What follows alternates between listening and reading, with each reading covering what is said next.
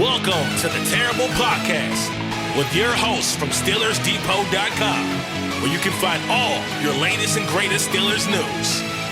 It's Dave Bryan and Alex Kozora, always lit, talking Steelers. And now, here's Dave and Alex.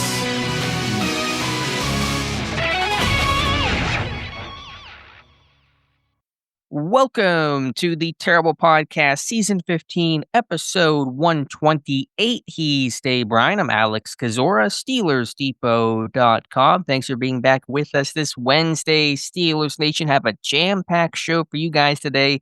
I know we did not do the Monday show. We tweeted that out. Figured there just wasn't as much new news to discuss. We did the Saturday and Sunday draft recap episodes, and it's okay because we would have not covered all that basically has happened Monday afternoon, evening, Tuesday, and beyond. Dave, we got a full show today, so how you doing? Yeah, I'm doing great on this Wednesday. I'm trying to figure out what all this stuff on Twitter is about the gorilla versus 100 humans. Have you? What is this all about? These stories come up all the time, and I guess this one just kind of caught a lot of national attention. So yeah, who wins in a Steelers Depot fight of 100 Steelers Depot men versus one gorilla? Who do you got? I know who I'm picking. I got the gorilla. I've got the gorilla too. I'm taking the gorilla probably every time. And we don't have 100 people, even 100 people that have been through Depot and on the staff over the years. And that's no disrespect.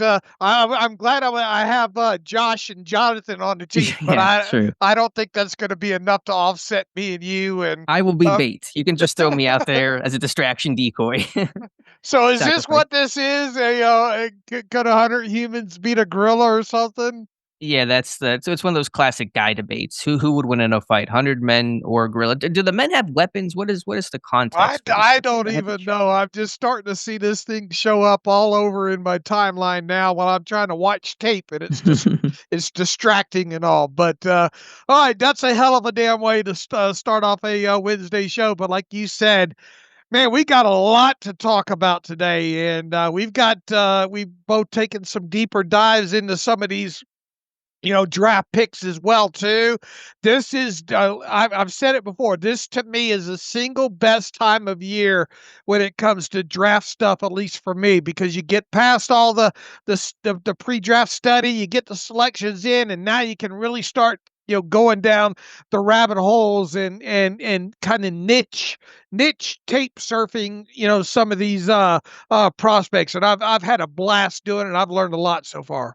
All right, Dave, before we do that, let's talk about one veteran that's now a Pittsburgh Steeler before we talk about the rookies. That is wide receiver Robert Woods, who signed a one-year, $2 million contract with the Pittsburgh Steelers. That deal may not be officially official yet, but that's going to happen here very, very soon. So Pittsburgh not drafting a receiver in 2025, but they add a veteran in Robert Woods. And it just kind of feels like copy and paste Van Jefferson last year, Allen Robinson 2 years ago, a veteran receiver, smart, savvy, end of his career, can block, locker room presence. This seems to be another check in that box. What is this? L.A. Berg now? Getting all reference goes over my head. What? L.A. Berg? L.A. Berg. B-U-R-G-H. Oh, L.A. Berg, as in all the Rams guys. I gotcha. Yeah. I love L.A. But that's before your time to the old Randy Newman song. But having a little bit of fun with that. But Robert Woods, obviously up there in age, a veteran. I don't know. You did the full breakdown on him. Tell he had, what did he have? 30 catches, 20 catches last year? 20 catches for just over 200 yards and 0 touchdowns with the Houston Texans, playing a split between outside and slot snaps. So yeah, another former Rams receiver. Pittsburgh is, like you said, Van Jefferson, Robinson from the past, and even Ben Skronik currently on roster, a former Los Angeles Rams. So Woods is kind of what you see is what you get. The legs are really gone, can't really run. The separation's not there, but he can settle versus zone. He can find the soft spot in coverage. He's got good hands, and he's a really aggressive and willing blocker that can play inside, play outside. Fits that Arthur Smith ideal, and somebody that on paper at least will have a veteran presence and still what is a pretty young receiver room overall. Calvin Austin and George Pickens and Roman Wilson, etc. So trying to figure out exactly where all the pieces fit. Where does Woods fit with the receiver room? Stronger now with the addition of DK Metcalf and Pickens and Calvin Austin. And what does this mean for Roman Wilson? Who's number 4? Who's number 5? A lot of questions there with Pittsburgh trying to add to the room with a veteran in Robert Woods. Yeah, and when you go back earlier into the offseason, the contract that they gave to Ben Skowronek, although it's it, he could it's not rich enough where he can't be cut, but he is a special teams presence, and at least for right now, probably going to be penciled in as one of those gunners until maybe somebody else shows that they can do the job as effectively, and you start going down this depth chart now, and it's fairly safe to assume, I would think at this point, that George Pickens isn't going anywhere. You trade him for DK Metcalf.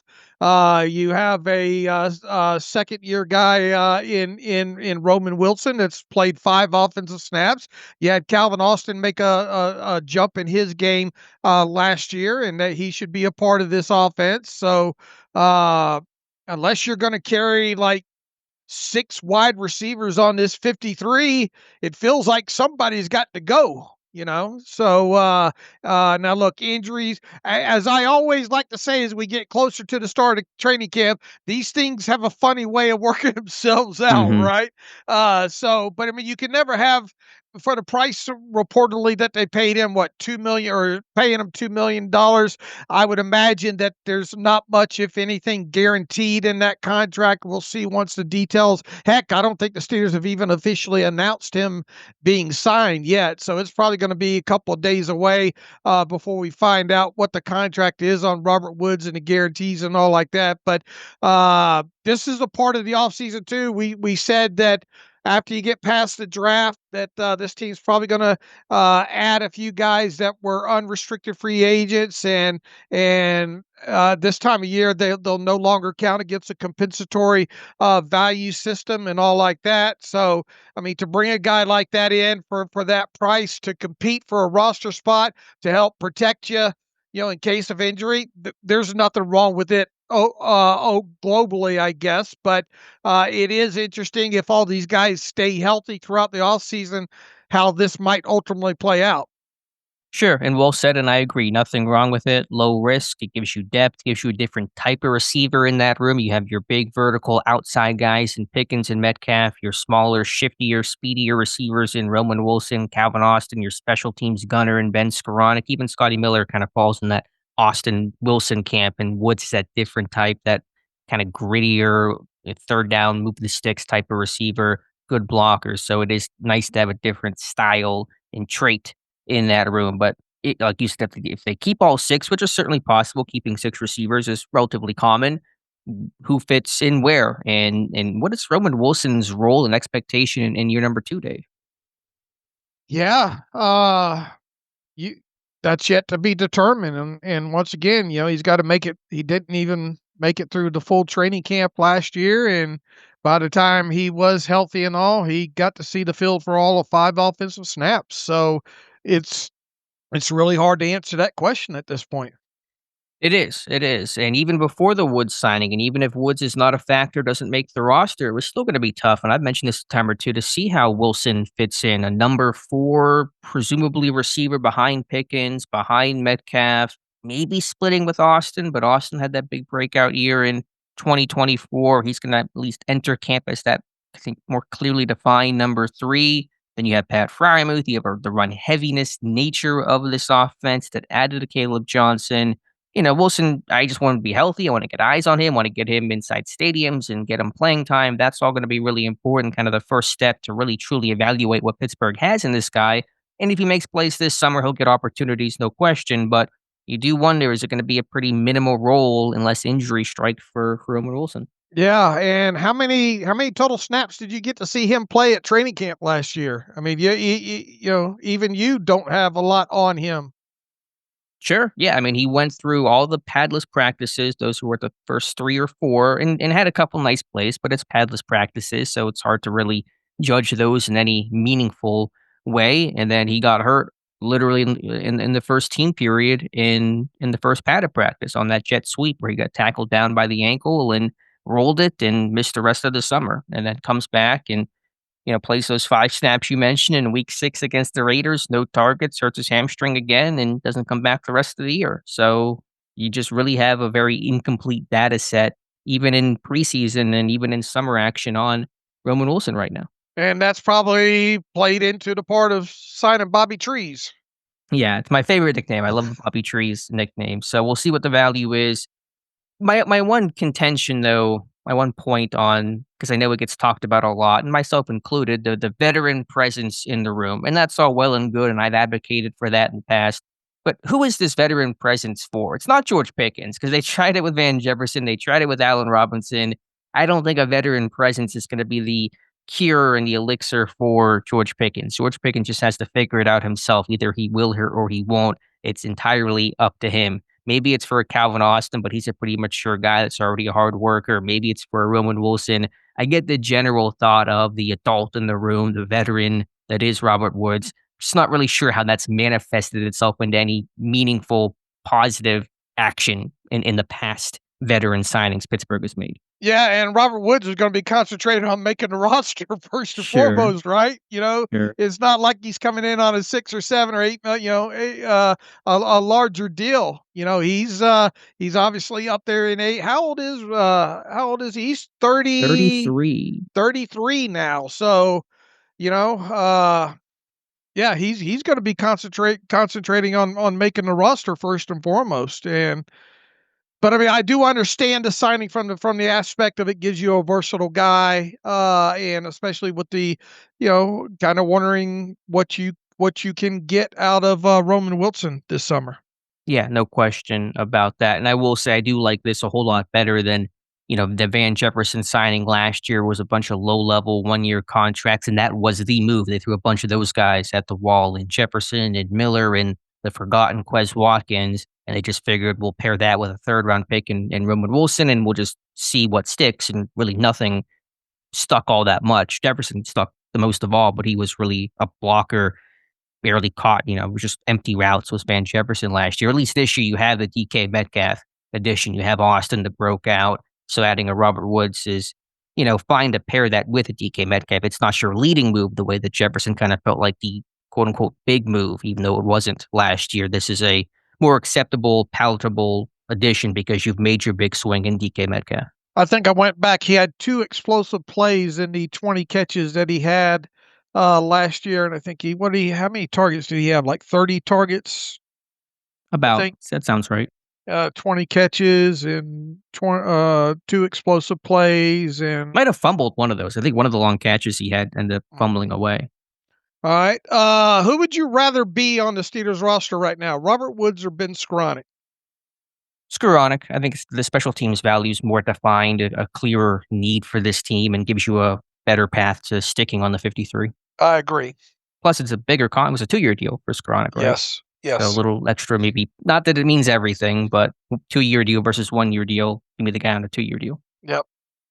All right, so that is the Robert Woods edition. I have a film room on him that went up yesterday. You guys can check out. So that was the edition, and to help make room for Robert Woods, Pittsburgh, as teams often do post-draft, releasing a couple of players. One, a very unfortunate situation. We'll start, though, with the other. That was Montravius Adams, the veteran nose tackle released by the team. So Dave, Pittsburgh adding defensive linemen, really trying to retool the D-line room with the free agency additions, the draft picks, starting with Derek Harmon, also Y.A. Black, and then one release of Montravius. And we thought Dean Lowry might be the guy getting the heave ho, and maybe he does, but for right now, it's Montravius Adams. Yeah, out of the chute, I don't think I would have picked Montravius Adams to be one of the defensive linemen, first one out the door in this situation, especially because he's more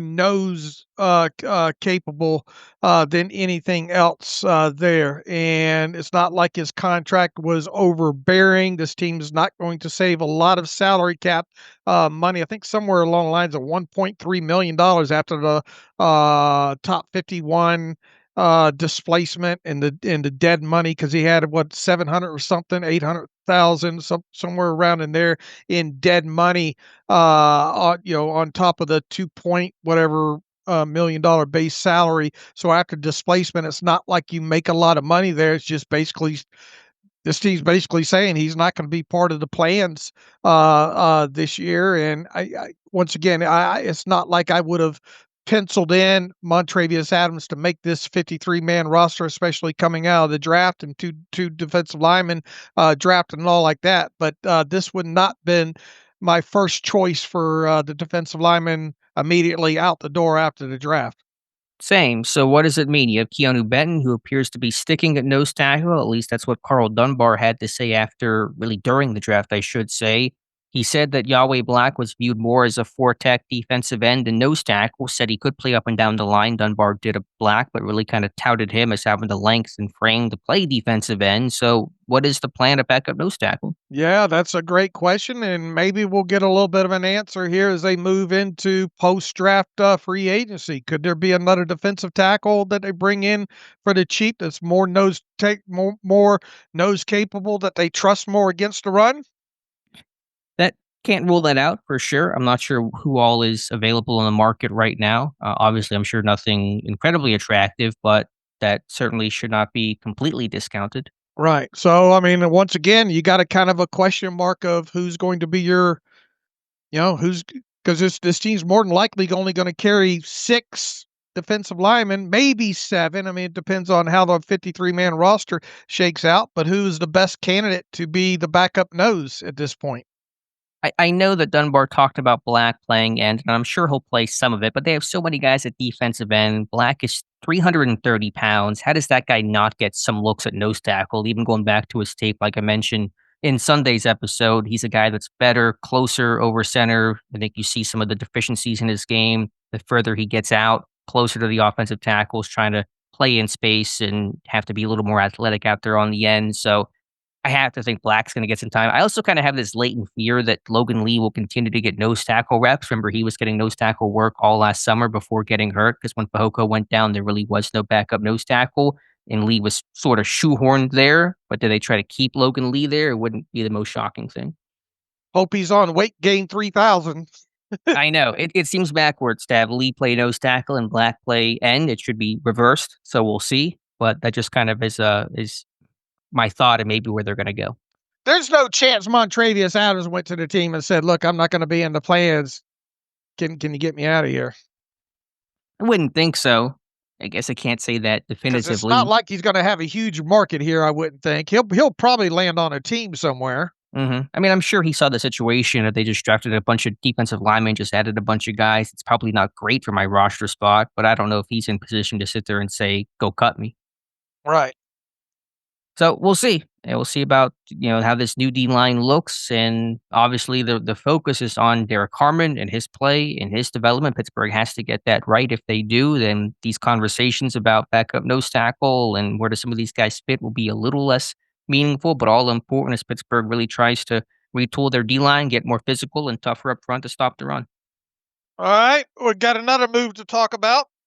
We do. Really unfortunate news here. We've kind of talked about the uncertainty about safety Ryan Watts, the rookie selection last year, who had that terrible neck injury on one of the, like, literally the final play of the preseason. There was like a kneel down afterwards, and he missed his entire rookie year. We know he had neck surgery shortly after this season, and then the team announcing Monday that after consulting with medical personnel, doctors, Watts camp, Watt himself, Steelers GM Omar Khan announcing the team was releasing Ryan Watts, and they made the decision that it's best for him to not play again. So I think you can probably call this medically retiring for Ryan Watts after that terrible neck injury as a rookie. Very unfortunate. We kind of wondered how this thing would play out after getting the news about the surgery earlier in the off season and all. And I was holding out some level of hope that maybe he'd be able to rebound from that, but it doesn't look like that's going to be the be the the outcome here, at least not initially.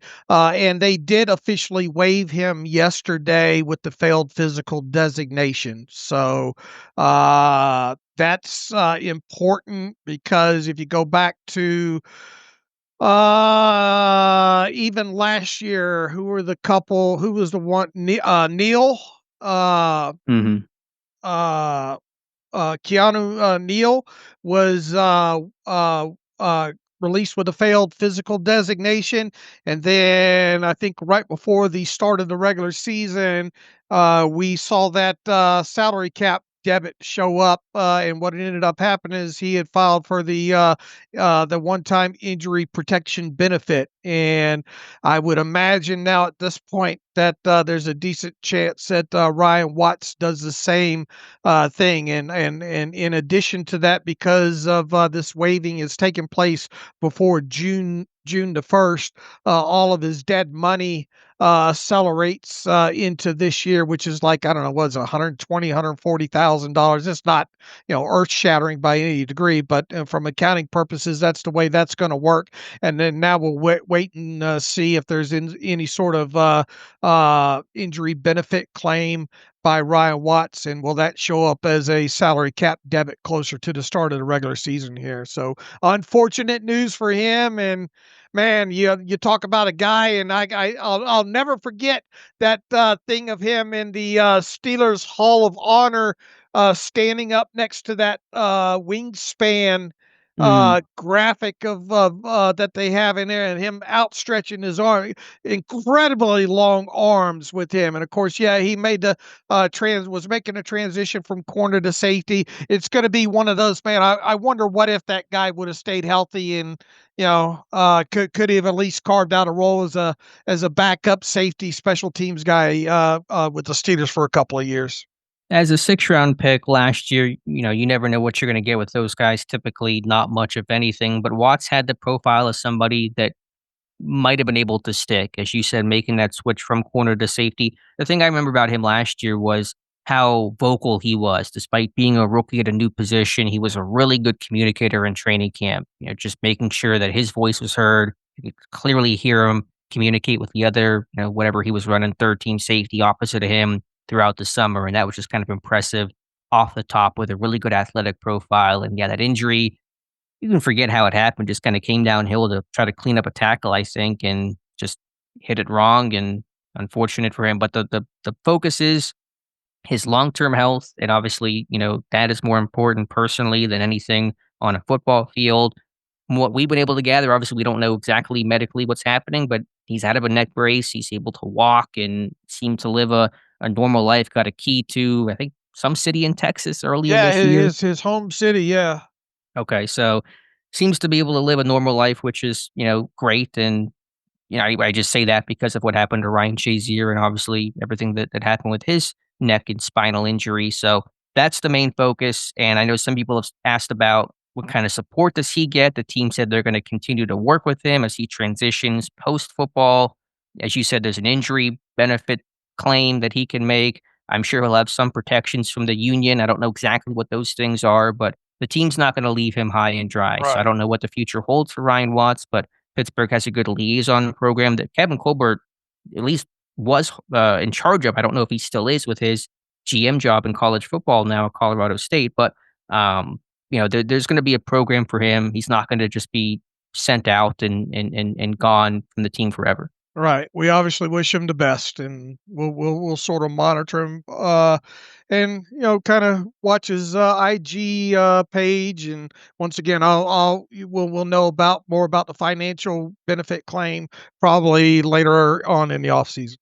Exactly. So we'll keep you posted on that. And like you said, wish Ryan Watts the best. Come up, couple other pieces of news here, Dave. Pittsburgh adding an undrafted free agent. They have invited a bunch of guys to minicamp. We'll talk about a little bit later, but one player reportedly signing again. I don't believe this is officially official by the team, but reported earlier this week. BYU undrafted rookie free agent Blake Mangelson has signed with the team. Initially was invited to the Vikings rookie minicamp, but then Pittsburgh came in, offered him with some of the roster spots that opened up. And so he's apparently signing with the Pittsburgh Steelers. Played 4 years at BYU, had 82 tackles, 12 for a loss, 2.5 sacks. He weighs in at 6'5", 279 with 33-inch arms, ran a 5.04 40-yard dash at his BYU Pro Day. So some more D-line help for the Steelers. What does that make? 8 undrafted free agents now? I think the initial class was 7 with Mangelson. Yeah, that gets you to 8. All right, and he should be at the rookie minicamp here a week from this weekend, I think. And the team will release its list of its rookie minicamp roster in less than a week, and we'll see exactly who's all on there, but we should see Mangelson's name on that list. All right, Dave, one other piece of news to talk about, and this is just kind of the funniness of it all, the quirkiness of it all. From the Penguins side of things, they parted ways with longtime head coach Mike Sullivan, and the running joke in Pittsburgh was that there were two Mike Sullivans, the head coach of the Penguins and the coach for the Pittsburgh Steelers. And so whenever the Sullivan Penguins edition news happened, I just happened to check the roster to double check that the Steelers Mike Sullivan was on. I was going to make a joke about one Mike Sullivan in Pittsburgh. It turns out there were no more Mike Sullivans in Pittsburgh. Mike Sullivan, the Steelers coach, who was the quarterbacks coach from 2021 to 2023 and was the interim play caller when Matt Canada was fired midway through 2023. Sullivan last year serving a senior offensive assistant role, no longer listed by the team. His name was removed. It seems to be sometime earlier this month. To be clear, the Sullivan move for Pittsburgh for the Steelers did not happen on the same day that Mike Sullivan of the Penguins was parted ways with. This happened sometime earlier than that, but it seems to be maybe a month ago. It's a little hard to say for sure, but point is Mike Sullivan of the Pittsburgh Steelers no longer with the team. Look, we're not going to make a big deal out of this, but you're the one that caught this originally, and nobody's really giving you credit in the national or in the local media for finding it there. And it's not huge groundbreaking news, but that's just a part of what we and you do in trying to cover all areas of this thing. You know, we get criticized. You guys, you spend too much time watching Instagram pages and all like that, but in the same breath, we don't get credit for watching coaching staff pages and things like that. So you are the one that found this. Props to you. And once again, this didn't happen on the same day as the Penguins. Mike Sullivan happened probably sometime in earlier April there. But credit Alex Kozora, please.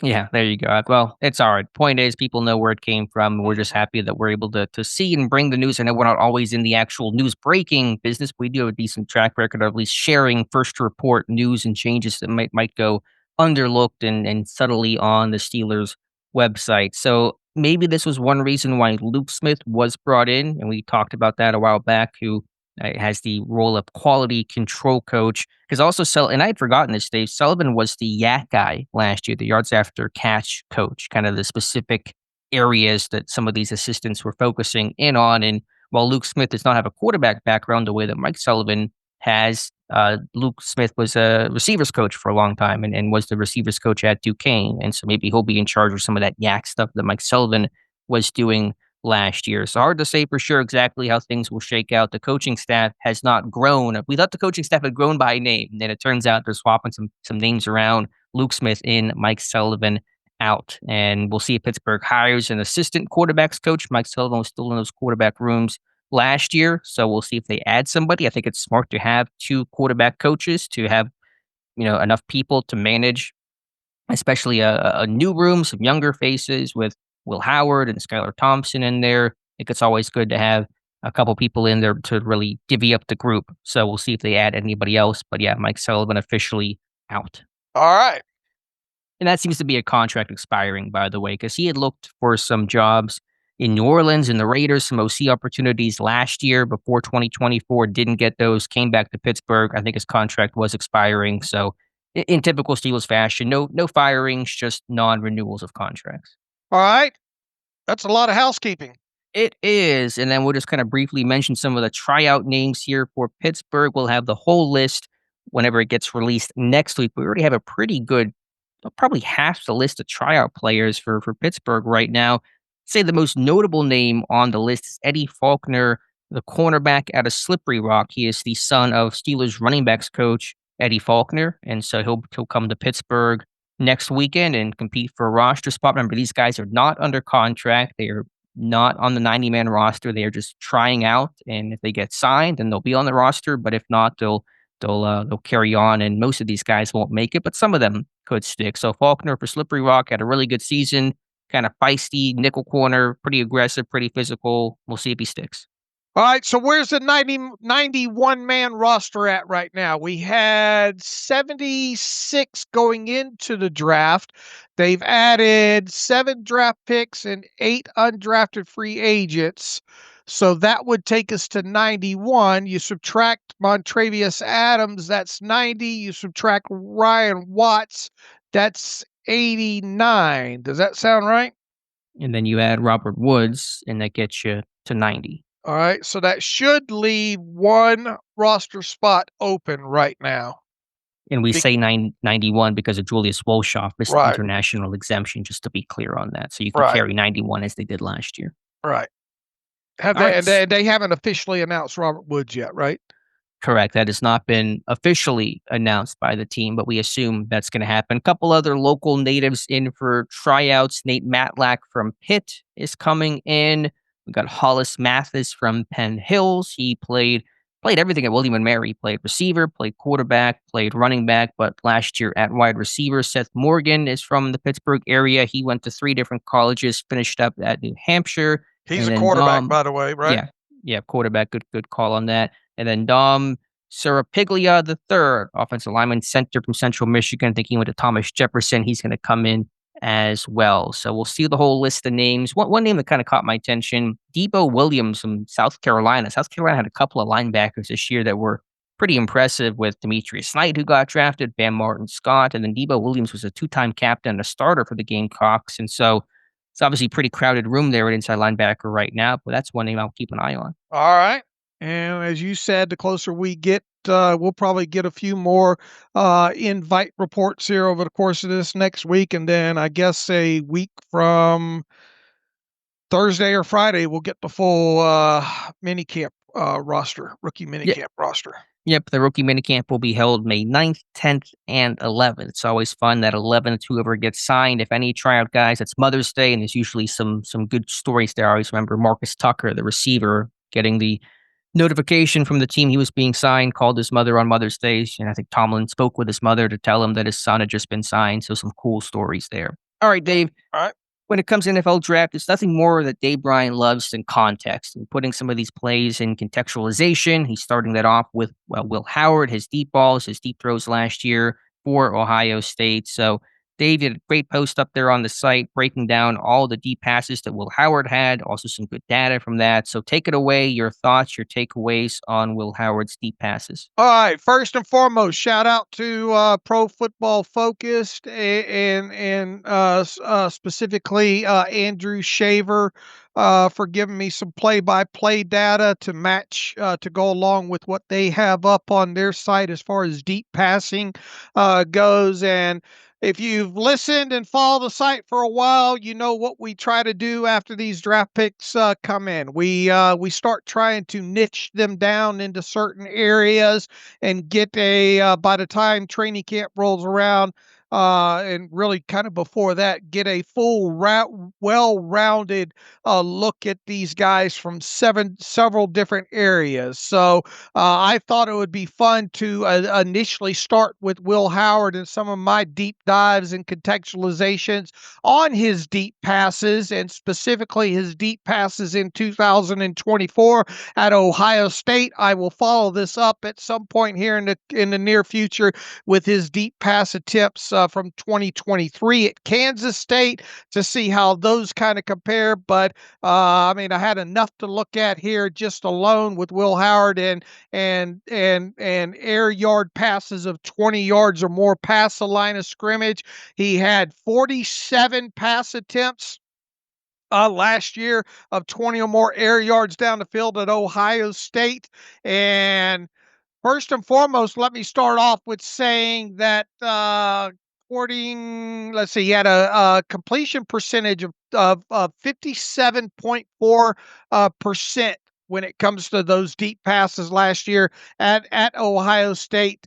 8 touchdowns, 2 interceptions on those 47 attempts, According to Pro Football Focus and all their charting, Howard led all draft eligible FBS quarterbacks in completion percentage when it comes to 20 yards or longer pass attempts. The minimum attempts used to that to qualify was 20, and Howard was also given an FBS second best deep PFF passing grade of 96.3 on the same qualifying criteria. I believe Tyler Shuck was the only one that had the better deep passing grade on those qualifying things when it came to draft eligible quarterbacks, according to PFF and FBS ratings and all like that. So take that for what you will. Either you're a fan of PFF stuff when it comes to that or not. Here's the nuts and bolts of it.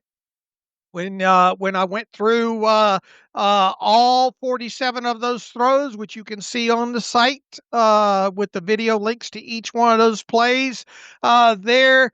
What was the nuts and bolts here? When you break down his numbers outside the numbers, he was 16 of 29, 55.2% with 4 touchdowns, 1 interception. Inside the numbers, he was 11 of 18 for 61.1% with 4 touchdowns and 1 interception. That 1 interception, by the way, was in the end zone against Tennessee, where I think it went off one of his players' hands and got bounced around, and the defensive back made a nice play in the back of the end zone to get a foot down there. So that adds a little context there. More specifically, Howard was 5 of 6 for 83.3% with 2 touchdowns and an interception on deep throws of 20 yards or longer between the hash marks. Obviously, the college hash marks are a little wider, but he that 1 interception, the 1 incompletion, basically was that throw in the back of the end zone against Tennessee. So that adds some context there. When it comes to right side versus left side of the middle of the field hash mark. So anything outside of the hash marks, either right side or left side, Howard was 13 of 26 for 50% with 3 touchdowns and 1 interception on the right side, and 9 of 15, 60% with 3 touchdowns and no interceptions on the left side. When using play action, he was 12 of 22, 54.6% on his deep pass attempts, 4 touchdowns, 2 interceptions. When not using play action, he was 15 of 25 for 60% with 4 touchdowns and no interceptions.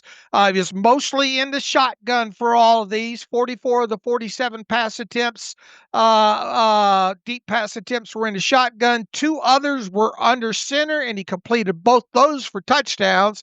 And his 1 deep pass attempt, he had 1 deep pass attempt out of pistol that was incomplete. And when you look at his average yards per deep pass attempt and his average air yards per deep pass completion, they nearly match. They were 30.23 and 30.11, and it's really impressive to get. I mean, it just kind of to show you the depth that he was throwing at on the most part and where he was completing, and it's nice to see those numbers kind of line up there.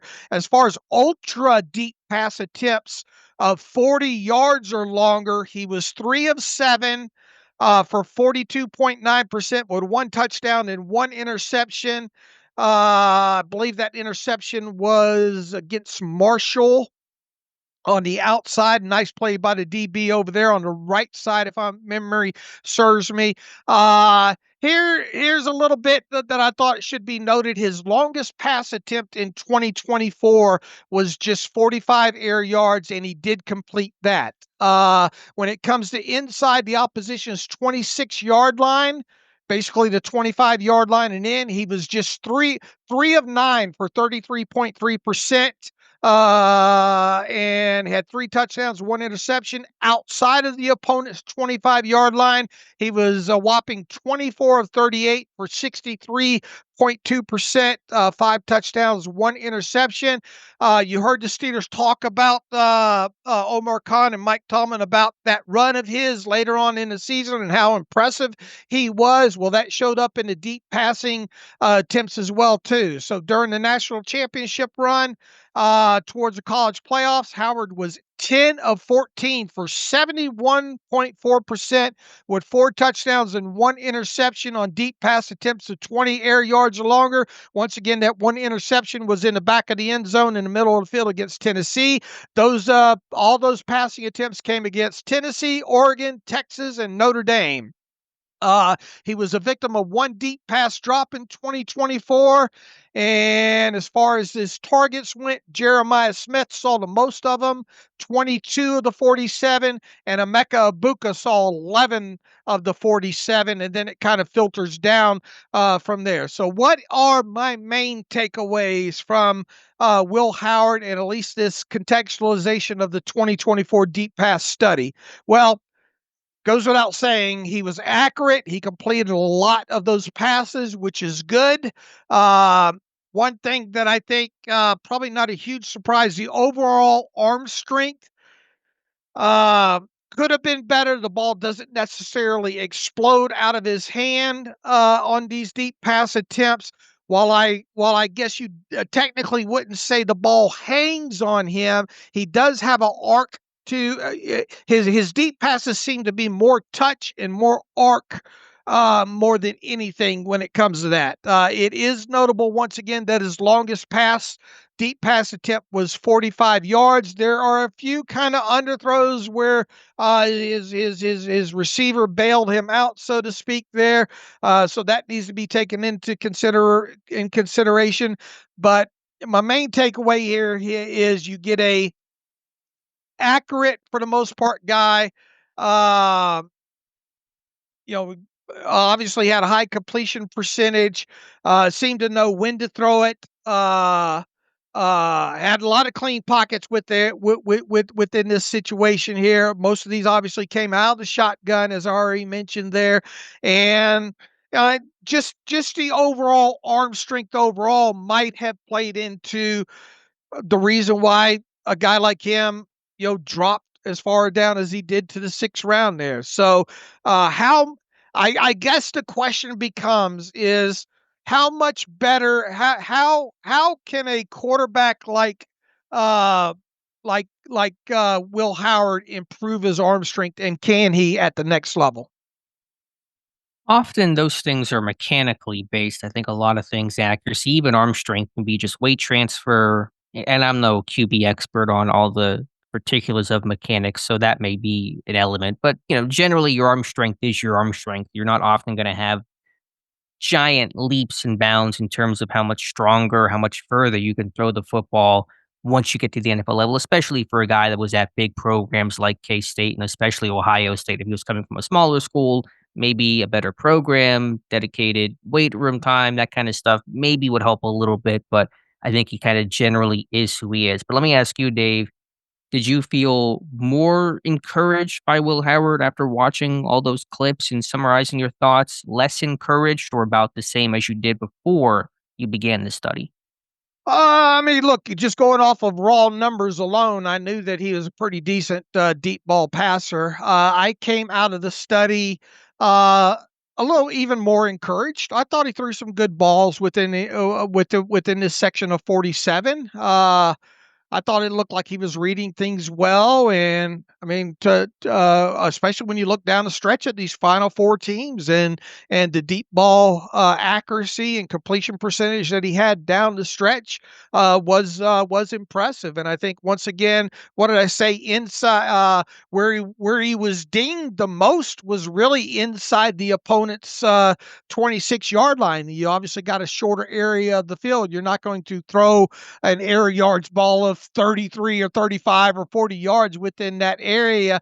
There you have a more compressed field. Now, once again, these air yards take into account if you throw the ball into the end zone, say it's at the 20, say it's 1st and 10 at the 20, and you throw it 4 yards into the end zone. Well, technically what we're giving him is 24 air yards in those situations. So he was 3 of 9 for 33%, which isn't bad overall when you consider the shorter area of the field. But had he completed a few more of those, his completion percentage would have been even better. And once again, I agree with the fact that as far as grading goes from PFF, and him being the second best graded FBS quarterback on deep throws of 20 yards or more. I think you see it. Had the 2 interceptions. One was down the right side by a nice play against the Marshall DB on a throw that probably should have been more outside by Howard.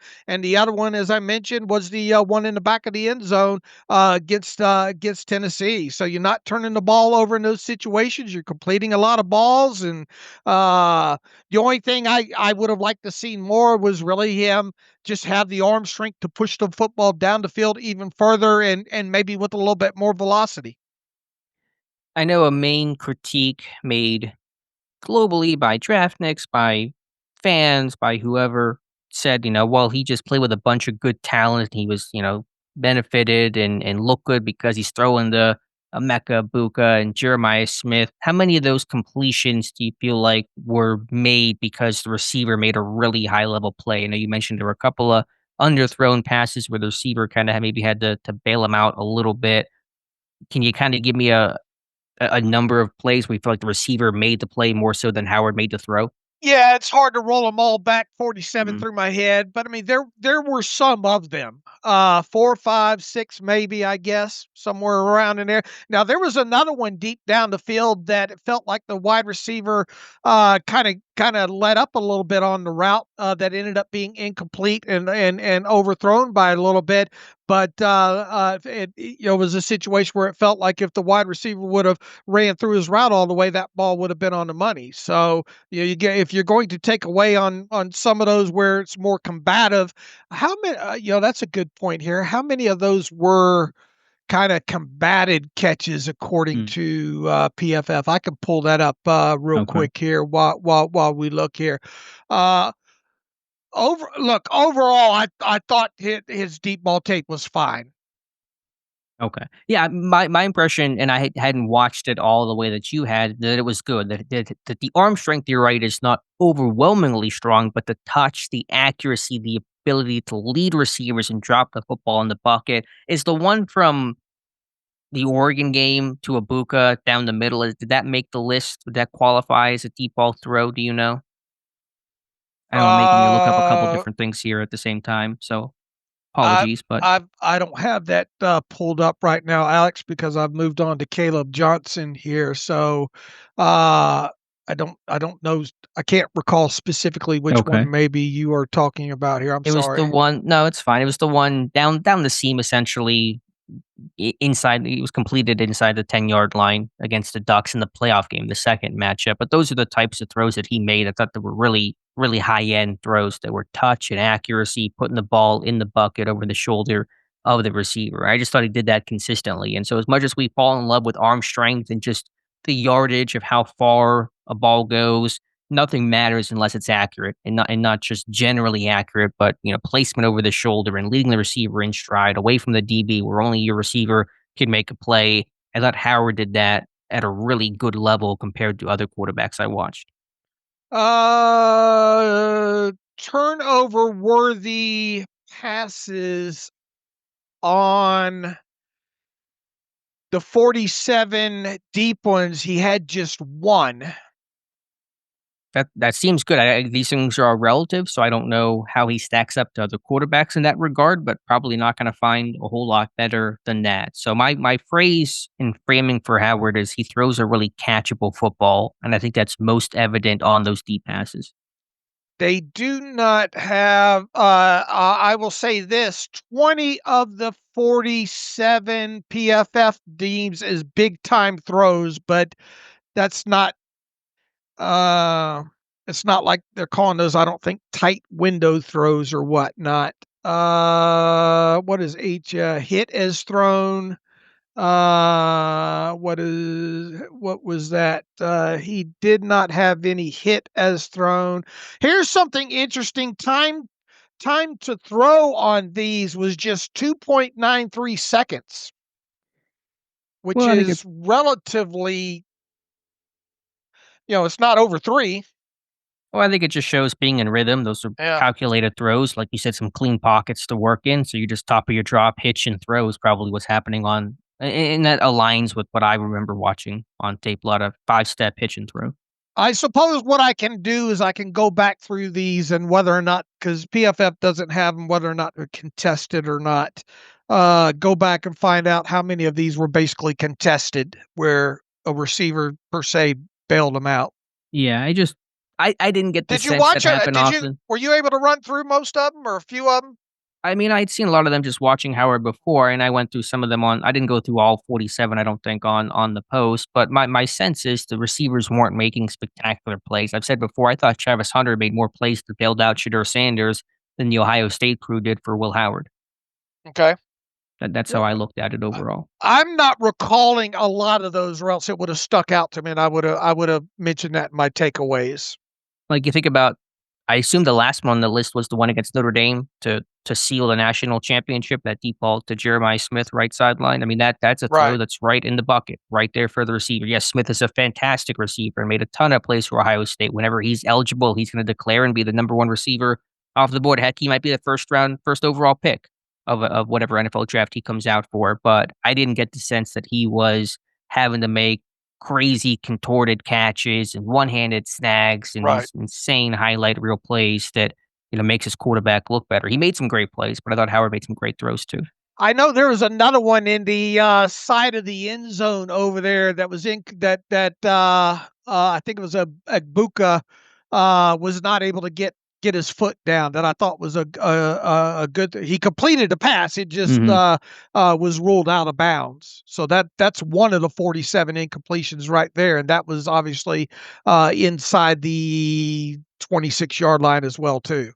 Yeah, so I just thought, again, touch, accuracy, layering the football, even on some of the throws I'm sure that didn't qualify, but throwing some of the 7 routes over underneath hook zone defenders, over linebackers, just his placement overall is a good word for it. His placement to all levels was, to me, really high end. And I, once again, will look at his, I'm hoping to find maybe on some of the Kansas State tape, maybe him having at least, maybe one or a couple of maybe 50-yard air yards or something like that. But once again, I think his longest air yard attempt, and I think it was down the middle of the field too, was 45 yards. That might have been the one against. Was that against Oregon? I can't remember off the top. There were a couple. Yeah, it was the one touchdown to Oregon early, then the one to Ibuka later that got them in range. I mean, even if he maxed out at 45 or 50 air yards, I mean, that's fine. Yeah, okay, he's not going to be Josh Allen, but you're throwing 45 air yards, that's about what you're doing routinely at the NFL level, and that's good enough for even George Pickens and DK Metcalf, especially when you consider the seemingly quicker snap to throw times. That's as it's in rhythm, and so you're not throwing maybe 60 air yards of the ball is coming out relatively quickly. You're trying to throw within the timing of the route, so that also kind of tracks with the max air yards he threw last year. I think the one you're talking about to Agbuka, right, for the touchdown against Oregon, that was area number 2, which is the left side between the numbers and the hash marks. Yep. 37 air yards for a 42-yard gain for a touchdown. Right. Just in the bucket type throws. The split cover 2, over the underneath trail defender, just pinpoint throws, receiver catches it in stride. It's a touchdown. Those are throws I didn't see a lot of other quarterbacks in this year's class make. Okay. Once again, my main takeaway is, I mean, from what I knew to what I found, I was more impressed. Okay, good. Well, I'm glad to hear it. And that was my takeaway too whenever I watched Howard live. So I'm glad you did the dirty work to get all the throws compiled and really have a good study on Will Howard, and people really seem to enjoy the post. All right. Let's continue on a little bit about Will Howard here. I watched the Gruden quarterback camp with him. And if you're listening to this and you have not watched that yet, shame on you. If you do one thing today, you should probably watch that. What are some of your main? It was absolutely fantastic. What are some of your main takeaways from that alone? You can see why Pittsburgh loves the person. as along with a player of Will Howard. Easy guy to talk to, easy guy to like. Thought Gruden and Howard had a fun conversation, not just about football, but also some of the celebrations, the shotgunning the beer at K State that he would do a couple of his linemen, and the way that he spoke about taking care of his offensive linemen, his guys, and then coming into a transferring to Ohio State, obviously coming to a power program with national title aspirations and trying to assume leadership, and that's tough to do. So I think Howard talked about first thing I had to do was kind of work and had to earn their trust. I forget what was the quote that he had said. Is it not that he originated it, but something about they won't care until they won't listen until they know how much you care or something like that. But just really making sure that people were bought in and they respected him and trusted Howard before he really turned into that big time leader. And then also just the demands of the offense. You can talk about, Chip Kelly and maybe some of the spread stuff that he's done in the past. And yeah, there were a decent amount of RPOs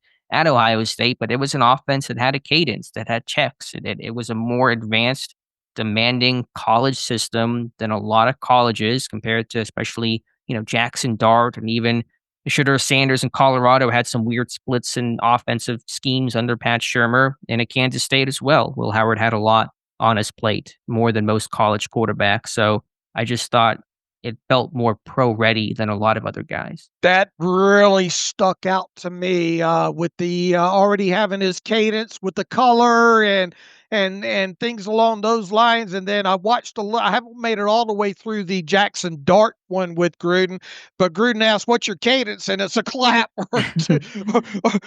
or two claps. And that was the dummy count, 2 claps. yeah, and the hard count, not all like that. And that was one takeaway, that you're talking about a young quarterback here that's already used to using a cadence here and using a hard count, and he's also used to audibling quite a bit as well too. And man, when Gruden laid out those set of 4 or 5 concepts against different types of coverages, I don't know how much it'd be nice.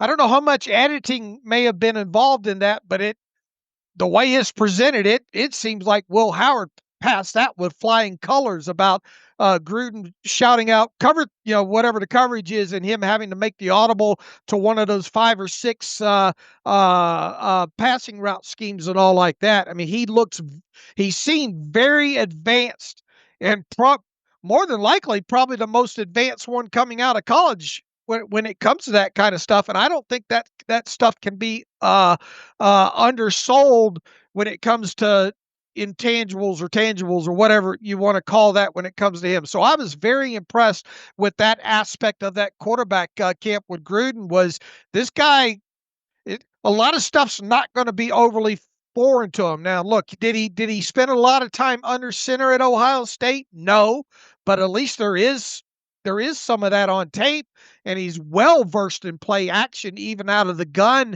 as well too. And I think that's going to, obviously play into his advantage as well too. At least, it's not going to be foreign to him. Right, and then just a likable guy overall. And there's a lot of likable quarterbacks in this class. I mean, I thought Jackson Dart, Quinn Ewers came off as likable in the other ones that I watched, and so this isn't putting down anybody else, but Will Howard's a bright, smart, funny dude. And you go watch the Hey Rookie, the NFL Network thing, and you've been tweeting out some of those clips from there about his family and just how much that moment meant to him. It's easy to root for the guy, no question. Agreed. I was very, very impressed, and I'm going to try to make it around to all of the quarterback camps that Gruden did at some point to kind of note the difference. But just in a little bit that I watched, I enjoyed the Will Howard one and learned, and it painted him in a lot more favorable light than, at least in a little bit that I watched of Dart. Now, nothing will compare to Andrew Luck. I actually went back over the weekend and watched the Andrew Luck quarterback camp whenever he came out, and no one holds a candle to that. It was really, really fun to watch that one, but Howard was really enjoyable too. All right. If I had to ask, now look, once again, we're going to be diving deep. This is mostly all glowing so far about Will Howard. There's going to probably be some negative stuff that we get to when we get into some other contextualizations and other areas of his game and all like that.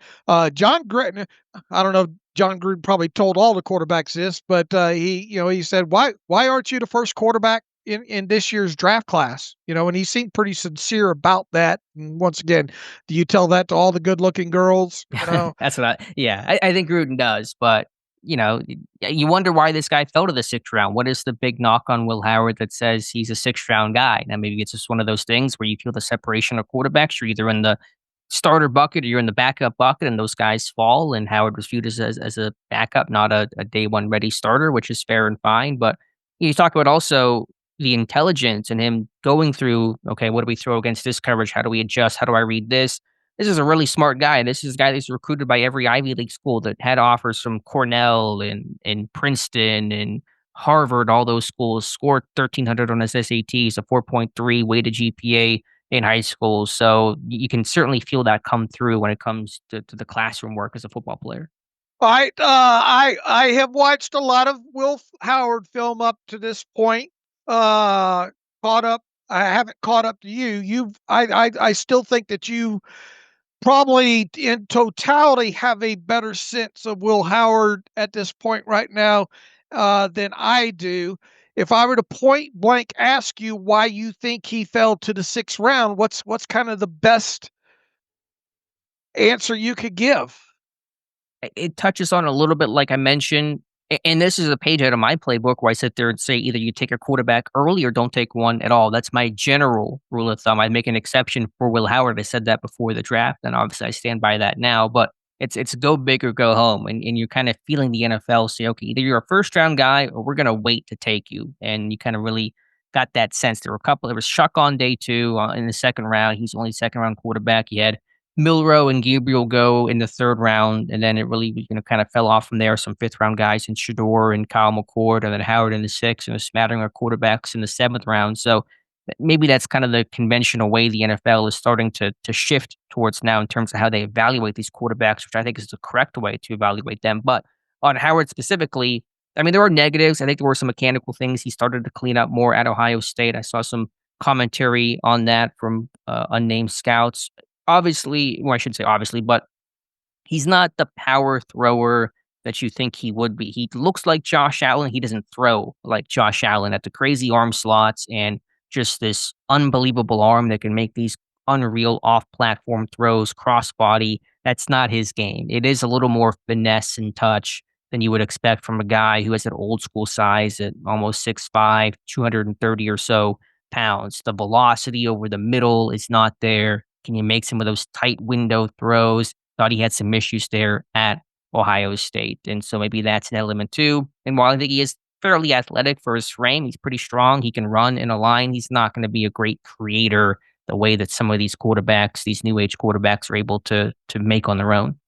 Did you see some of those runs I posted? I don't think I did. With some of the long touchdown runs and 70-yard. A couple of 70s and an 80 and yeah, like I said, I mean, he can run. I mean, he's got 3 career rushes of 70-plus yards. I've made the comp to Daniel Jones. I mean, in a line, he can run. But in terms of scrambling and making a guy miss and juking somebody, he's a straight line, linear guy that has some power to work in short yardage areas too. But he's not going to – even Shador, in a sense, was more athletic in terms of a little more elusive than Will Howard was. And Shador's not a remarkable athlete either. I guess I wonder, of course, we could probably maybe the short answer is the Browns is the Browns, but but why, if you're going to draft 2 quarterbacks in the third and fifth round respectively, why wouldn't Will Howard be one of those 2? It's a good question. I don't know. It certainly feels like Shador was Jimmy Haslam tapped Andrew Berry on the shoulder and said, "Go get this guy." If you just look at the reaction from the Browns draft room, it didn't feel like they were super excited about that whenever the pick was made. On Gabriel, I'm not sure what the thought was on him. What is in Tom Pelissero's pre-draft? He does that great quarterback deep dive. What were some of the negatives that scouts were saying on Howard? Do we have that? Can we find out what some of the... I know we have it. I'll just have to find out where we have it.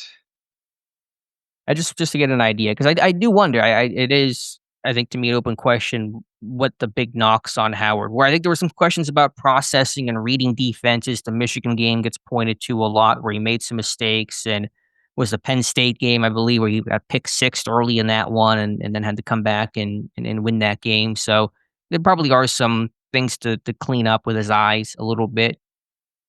All right, I pulled up the post here from Pelissero. I thought, let's see, he ended up being the quarterback eighth in the 6th round. I thought he was going to be a little faster in AFC, exec told Pelissero, but he kind of came on late. His arms, frankly, a little disappointing for his size. Not a lot of velocity and drive and zip on it. I thought he was more of a big play action thrower. But then towards the end of the year, he made some plays off balance, different arm angles. I was like, I didn't think he could do that. Smart guy, really good kid. Goes on to say it's like a slice. He said, watching him when he throws, it just fades out to the right. Another coordinator put it plainly. He just doesn't throw it very good. He doesn't generate a lot of velocity, but he's a big athletic dude, got good leadership. He can't generate a lot of power, and it's weird because he's such a big guy. And then one other quote, let's see, one exec mentioned arm angles and playing off balance. One quarterback's coach in the NFC told Pelissero, you see him making NFL throws on tape. And then the final quote here from an AFC quarterback coach, there's a couple of things you'd like to tweak, but he has the size and the athletic ability and the mind to do it. I mean, I know we're maybe looking at this through a little black and gold colored glasses, but I'm not seeing anything there that jumps out as well. This is a huge negative about his game. I mean, the commonality seems to be what I've mentioned: velocity, the overall arm strength. But again, I think the NFL will fall in love with a lot of guys who have the tools and the big arm. But so much about playing quarterback is so much more than just having a big arm. Yeah. Look, in my initial stuff, especially starting with the deep ball stuff, the only, from what I've seen so far, the biggest knock is the overall arm strength and the velocity, I think. And if everything else comes together, then you'll have a good quarterback overall. Now, Howard's not playing this year, and if he does, then Pittsburgh's in trouble. Some bad things have happened. So, I mean, he's still a 6th-round pick. The odds are against him. You know, is there any guarantee he becomes anything at the NFL level? No, there's not. And in some sense, if he only becomes a backup, then you feel like, okay, we got good value out of that 6th-round pick. But I think this is the one guy that I would target past the 1st round. And I said that if they drafted Quinn Ewers, if they drafted McCord, if they drafted whoever, I would have been pretty lukewarm on it. I think Howard's the one guy that separates himself as somebody who showed NFL traits at the college level and could have a chance to really become something as a pro. All right, like I said, the next I mean, the contextualization, is doing well, and it should, and I learned a lot from it. I'm going to do his deep passes at Kansas State at some point. If I asked you what kind of contextualization you'd like to see next from Will Howard, what would it be? Would it be tight window throws? What would it be? Yeah, I don't know how easy it is to do tight window throws, but something like that, something over the middle, that 10 to 20-yard range between, I guess in college with the wide hashes, you can just say the hashes or maybe the numbers, maybe that kind of window. I know there's one in my scouting report that got tipped away over the middle because he just couldn't drive the football the way that you'd like him to be able to drive the football. So something like that I think would be interesting. And also maybe just play action because that's such a staple of Arthur Smith's system. Maybe that could be an interesting study as well. All right, and I'll probably at some point get to all of his sacks too to see how those happen. How many times was he sacked last year? I don't know. I'm genuinely asking. Let me see if I can pull that up. Not as much as some other quarterbacks, I'm sure. And also, he probably got pulled out of some blowouts, and so I don't know what the number is on that, but probably wasn't a ton. I just lost my page here that I had. Looks like 14 times last year. All right, so that won't take long to put together. No, and 16 at Kansas State, so wasn't sacked a bunch in college. All right, so I'll look at like I said, my plan with him, and obviously I'm going to be doing these on a lot of different players and different angles, but I'll look at the 20 plus yard throws at Kansas State from 2023. I'll look at see if I can't get Andrew Shaver to throw throw me the tight window throws, maybe these turnover-worthy throws, and the sacks.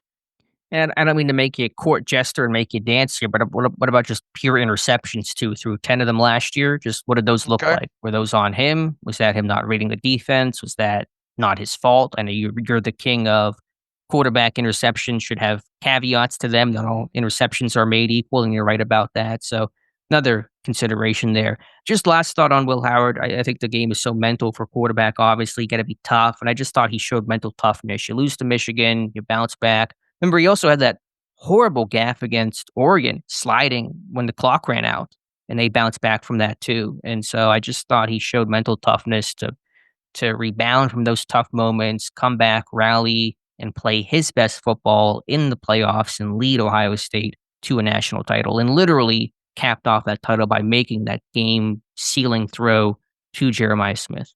All right. Yeah. There's a lot of good throws on tape with him. And, like I said, the further I got into him after your initial breakdown and all like that, caused me to go back and look at him even more. And I guess the biggest thing I'm struggling with is why is this guy on the board in the 6th round? Do you have a good answer to that? It doesn't No, feel like anybody does. I don't, and that's not just me, uh, with the black and gold glasses on as well either. I mean, I thought this guy was going to be a 3rd or 4th round pick, and to see a team like Cleveland, bypass him in favor of 2 quarterbacks like Gabriel and Shadur Sanders, especially with, the the stuff that comes with Shadur Sanders just because of the personality and all like that. I mean, I did once again. I had Shadur Sanders as a higher rated quarterback and all. I hopefully at the end of this, I'll be able to give you a better answer why maybe he did drop to the 6th round. Maybe it is the fact that teams are so comfortable with their quarterback situations, and if you're not going to take one in the Mhm. first 3 rounds, maybe you just wait till the 6th or 7th round. I do get the sense it was more about the position than it was a referendum on Howard's tape or lack of ability. It was kind of my feeling of why Howard slipped and why he didn't go to Cleveland. I mean, is he a great fit for that Kevin Stefanski, little more West Coast system, a lot of boots out on the move? I mean, maybe not as good as Shador or Dylan Gabriel. I know in Pittsburgh under Arthur Smith will be doing some of that as well, but maybe schematically he wasn't an ideal fit as kind of that bigger quarterback. That isn't typically what the Stefanski offense, I think, generally leads with. Can we both agree he fits what it looks sounds like in Arthur Smith needs? Yeah, I think so. And even beyond that, just again, Howard's not playing this year, but if you assume Pittsburgh, as they almost always do, have these big vertical outside receivers, I think a guy like Will Howard thrown to a DK Metcalf is attractive. And if George Pickens hypothetically were to stay here long term, then I think Howard's the guy you want throwing to them outside the numbers. All right. In short, I'm enjoying his tape so far. So Yeah, I'm glad to hear it. All right, Dave. Let's I'll deep dive further into him as we go. So Another deep dive you're doing is on Caleb Johnson, the running back out of Iowa, Pittsburgh's 3rd round pick, and the question about, okay, is he going to bring this dynamic level of explosiveness this offense needs? The 4.57, a bigger running back. I wrote today he's a blend of new school and old school in terms of the size, but hopefully providing some of those bigger runs. We've done some of the analytics of his 20-yard run rate, which came in really impressive, 3rd in this class overall, tied with Travion Henderson, who to me was the home run hitter of this class. And so you're looking into the tape now. What are you finding? oh boy, and Saw your tweet last night. and everybody knows how I am on running backs, right? Fungible position. Don't take one in the 1st round. If you're going to get one that can bust off some explosive runs, and hopefully you get a well-rounded one in the pass protection. We've talked a little bit about his pass protection. I haven't even got to that portion, but I wanted to because we talked so much about explosive plays, and we look at his 20-yard explosive run rate more specifically throughout this process, and how good that was compared to the rest of this draft class. I said to myself, I got to start with these explosive runs. And once again, shout out to PFF and Andrew Shaver for getting me these all ready to go through. Alex, I have gone through 32 explosive runs of 20 yards or longer from Caleb Johnson for his career at Iowa starting in 2022 there. And the way I broke these down were gains, obviously, broken tackles, yards after contact. I even went as far as the running scheme, the box count, and the personnel You used madman. as well too. Now, some of this stuff I've been able to get some assistance on from Sports Info Solutions as well too. Uh, here's my main takeaways. There's 32 of them that we're talking about. We're talking about a 6 point something percent of his total carries, which is strong when it comes to this class. Here is something else that initially that jumped out to me. I'm gonna read off all the schemes that these came in here. Okay. Okay. Inside zone, power, which I love, by the way. You haven't noticed. I need showers when I see that happen. And look, some of these were blocked up very, very well. Okay. Very, very well. Inside zone, power, fullback lead, inside zone, sweep, counter, toss, outside zone, power, counter, toss, stretch, toss, fullback lead, toss, inside zone, outside zone, toss, counter, outside zone, toss, inside zone, sweep, inside zone, counter, inside zone, and stretch. What does that tell you alone? That some Steeler fans are getting PTSD from all the toss talk there after Probably. running it so much last year. But I mean, it sounds like a lot of variety. It wasn't just off of one scheme, but you hear a lot of zone talk in there as well, a lot of perimeter runs, and that's what Arthur Smith would like to do ideally for this run game. All right, here's something else that stuck out to me. Personnel groupings. Now, I'm having to go before I finalize these. I'm having to go back through and kind of sort through them because sometimes if there's a and I didn't know their roster extremely well as far as guys that the tight ends that might be listed as a fullback. That end up on the line of scrimmage or something like that. But in other words, sometimes there might be some 22 listed in here that might actually be 13 or something like that. You feel me? Sure, When it comes to that. But initially here, I'm going to roll off these personnel groupings here. 13, 22, 22, 12, 12, 12, 13, 12, 12, 22, 12, 12, 21, 12, 21, 21, 21, 21, 12, 21, 12, 12, 12. There's an 11 in here. 12, wow. 12, 12, 4 11s right in a row, and a 21. So this guy is versed in his explosive play tape alone. You see a lot of these coming with 2 or 3 tight ends on the field, and in some instances we'll have to go back through and find out is this a fullback on the end of the line of scrimmage? You're splitting hairs within that, but there's very few, I guess, with technically fullback in the backfield per se.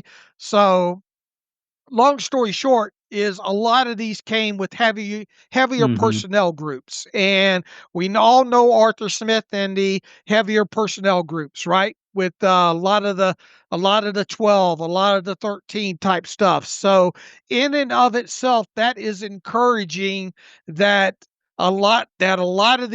most of these explosive runs have come out of heavier personnel groupings.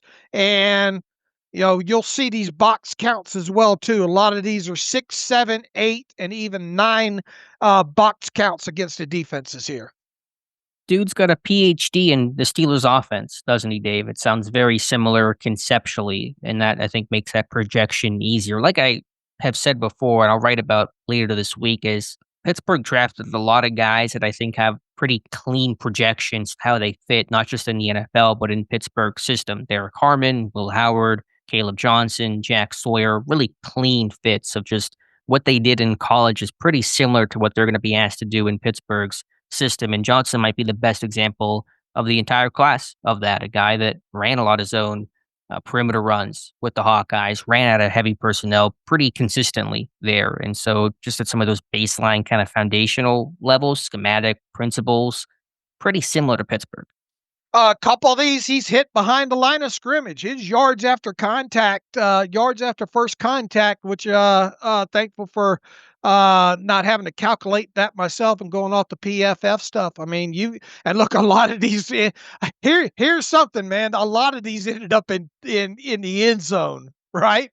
I mean, a lot of them. 2, 3, 4, 5, 6, 7, 8, 9, 10, 11, 12, 13, at least 14. I need to go back through these one more time but at least 14 of these, nearly half of them ended up in the end zone.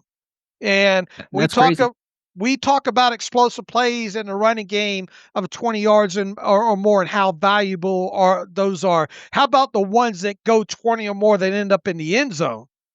How many of those has Pittsburgh had in recent years? Not many. Not many, Bob. So that's exciting. Now, look, were a lot of these blocked up very, very well? Yes. But once again, you've got a lot of yards after first contact within these as well, too. And that should jump out on the page when you see the contextualization. Broken tackles, I pulled these off of Sports Info Solutions, and it's probably a little bit lower than what you would think. But, I mean, he had one on an inside zone against Northwestern this past year. He had 3 broken tackles on out of 11 personnel. That's a very impressive run. So we talk about just in general his yards after contact. One of the top in the class, I think, according to PFF rankings here. People are going to really, really enjoy these 32 runs and these 32 runs alone.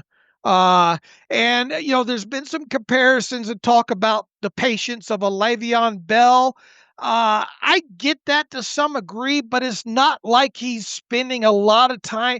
It's not to this, at least on these 32 runs, there's not a lot of that Le'Veon Bell delay and picking and choosing within there. More than anything, it's just patience and knowing.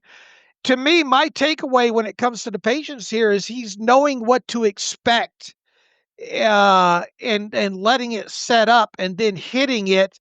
And then if he has to make a change on the fly to cut back, he's doing that. I'm not seeing to the degree. Now, once again, these are only 32 runs, so don't rubber stamp this. We're going to go deeper into some of these other runs and all like that. But I'm not seeing that same kind of Le'Veon Bell wait, pick and choose, at least on these 32 runs. I see patience. Yeah, there's a difference. You can be a patient runner, but Bell's style was so unique. And I really never bought those Bell comparisons, not even just as a runner, but Bell was an all-around running back, a great receiver, a really good pass protector. Johnson has a way to go, I think, in both regards, especially in pass protection. But that's okay. It doesn't have to be Le'Veon Bell to be a successful running back. Of those 32 runs, Dave, how many of those, do you have the number, came in the fourth quarter? Yes, I do. I know you do. 1, got all the answers because Arthur Smith talked about that. 5, 6, 7, 8. 8 of them. So a quarter coming in the fourth quarter. So I know Arthur Smith talked about making those plays late in games. Fourth quarter production was really strong. Maybe we can chart out by quarter. I mean, it sounds pretty maybe even across the board, but a lot of big runs late in games to either, turn the tide or cap off victories. I pulled up the numbers here, Dave, in the Najee Harris era, 2021 to 2024. You want to guess how many 20-plus yard touchdown runs the Pittsburgh Steelers had as a team? I think 2. Close. 3. Okay. You remember, it was a 2 by Najee. Let me pull it up here. 1 was against the Raiders, I believe. This past year. 1, was it against the Browns? It was. That was Ben's final home game. Okay. The third was bad not for an old Najee. man, huh? Yeah. The third, let's see. Test those Dave memory skills. Chargers? No, It was not by Najee, by the way. I'll give you a hint. It was by Jalen Warren. Oh, that was that long. Mhm. Who You was got that? it. That's you want to name the team, or you want to try to guess the team? Oh, I can't remember the team. The Browns in that Okay. terrible, the last game Matt Canada coached. Okay. The 74-yard touchdown. So those were the three, and that is tied for last in the NFL with the Falcons, the Broncos, and the Commanders. So Pittsburgh tied for dead last in touchdown runs at 20-plus yards. And I mentioned before, since 2021, they are completely all alone dead last in just general runs of 40-plus yards, that long Warren touchdown being the only example. So a Steelers offense looking for big plays in the ground game, even though Johnson is not running the 4 other backs are. You believe he can offer those big plays, it sounds like, Dave? Based on his college tape so far on these explosive runs. Now, look, you're going to have the offensive line block it up, but he's scheme versatile. And as far as I named it, man, I named all of them, right? I mean, he can run that toss on the outside. He can run that stretch. He's got experience running behind a fullback, run the outside zone, he can run the counter. I mean, you're talking about a very scheme versatile guy, and especially out of heavy personnel, which makes him attractive.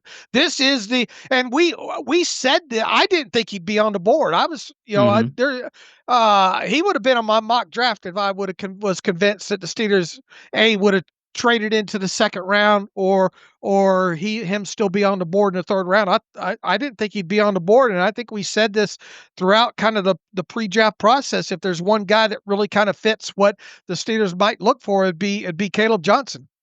Yeah, I thought that was great value. No question about that. He was projected to be, maybe a top 50 kind of a guy, and he falls where the Ohio State running backs go ahead of him. Then you had kind of that, Harvey go at 60. Then it got pretty quiet with no running backs taken until 83. Do you have charted? I know you rattled off all the types of runs. Do you have charted, though, which runs were most common? How many of those 20-plus yard runs were inside zone versus toss? Do you have that tabulated? I just would like to get some better data. That's going to be part of. I mean, they're so scattered. Whoever the lead's going to be, it's not going to be by much. I would say probably inside zone. Okay, it sounded like toss was in there a couple times too. So, but yeah, I think your point is correct, where it's going to be pretty even across the board. But I'm excited to see that numbers, just to put the actual official numbers to I would guess concept. The fewest would be power and fullback lead, be the two least. Probably next would, I don't know, he's got a lot of counters in here. He's got 1, 2, 3, 4, 5 counters in here. He just only got a couple of stretches in here. And then the rest is tossed inside zone, outside zone. Yeah, we'll see the numbers officially whenever the post gets put together. So you seem even more encouraged by the Caleb Johnson selection. He's, as far as his, especially on these runs in particular, he's, a lot of people making point talk about his 40-yard speed and all. I mean, he flat runs away from some guys in here on some of these runs. He's a glider. He glides. He really does glide. He's got kind of that gliding running style to him.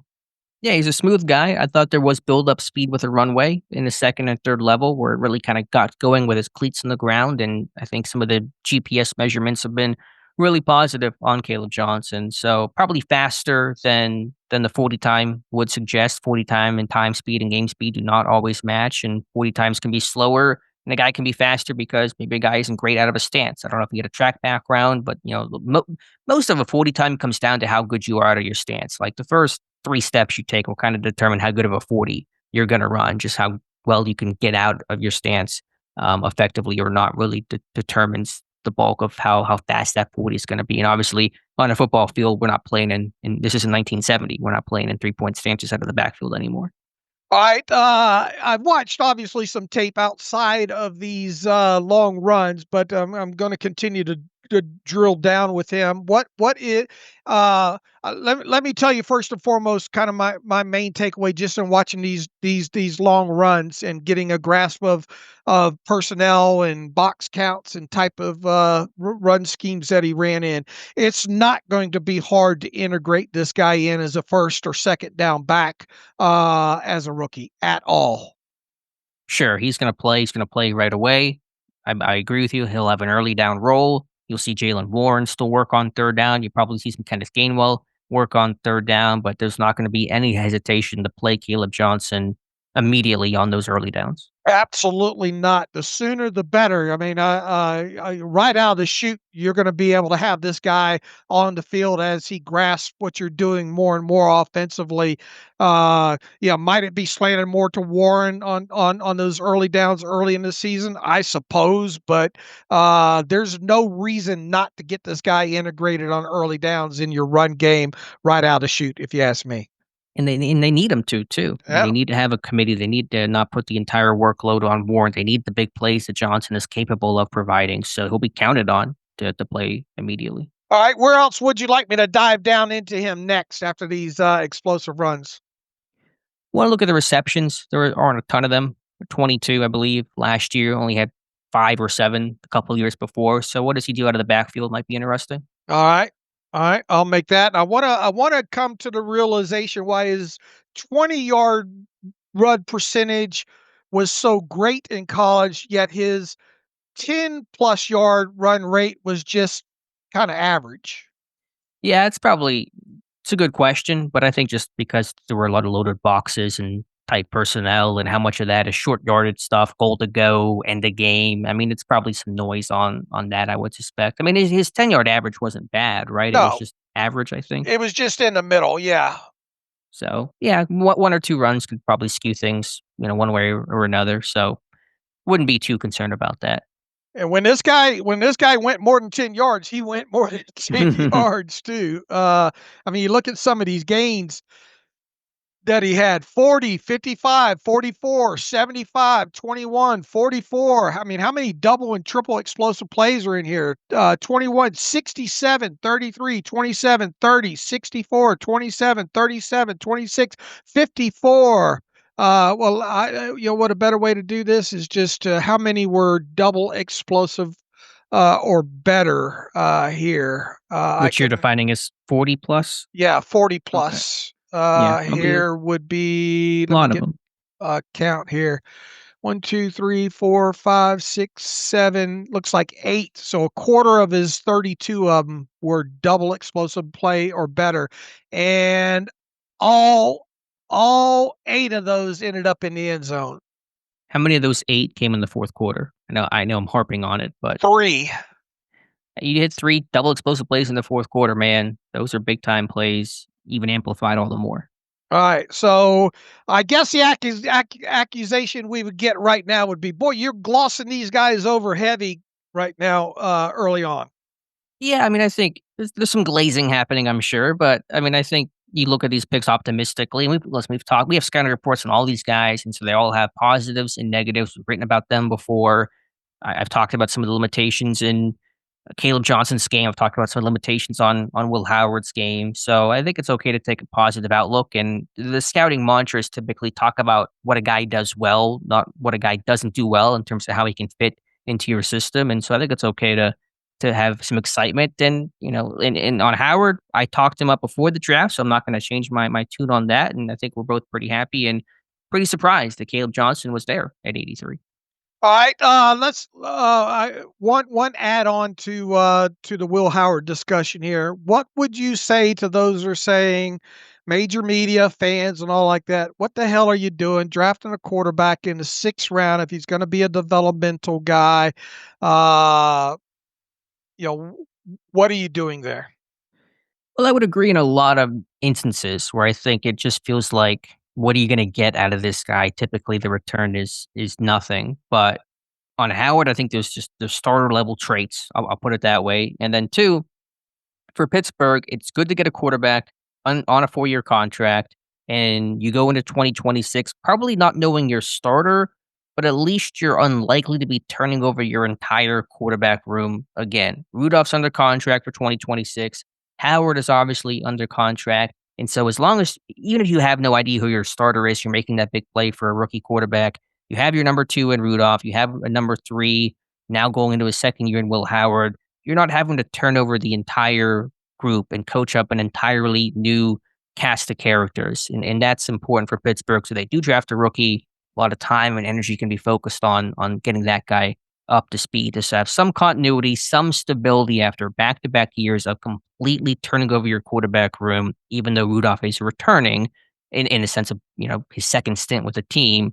I think it's going to put this team in a better place for the start of the offseason in 2026. I agree. I think there's just too much, and as objective as possible in this, I just think there's way too much noise about the Pittsburgh Steelers spending a 6th-round pick on a quarterback that has starter traits to him.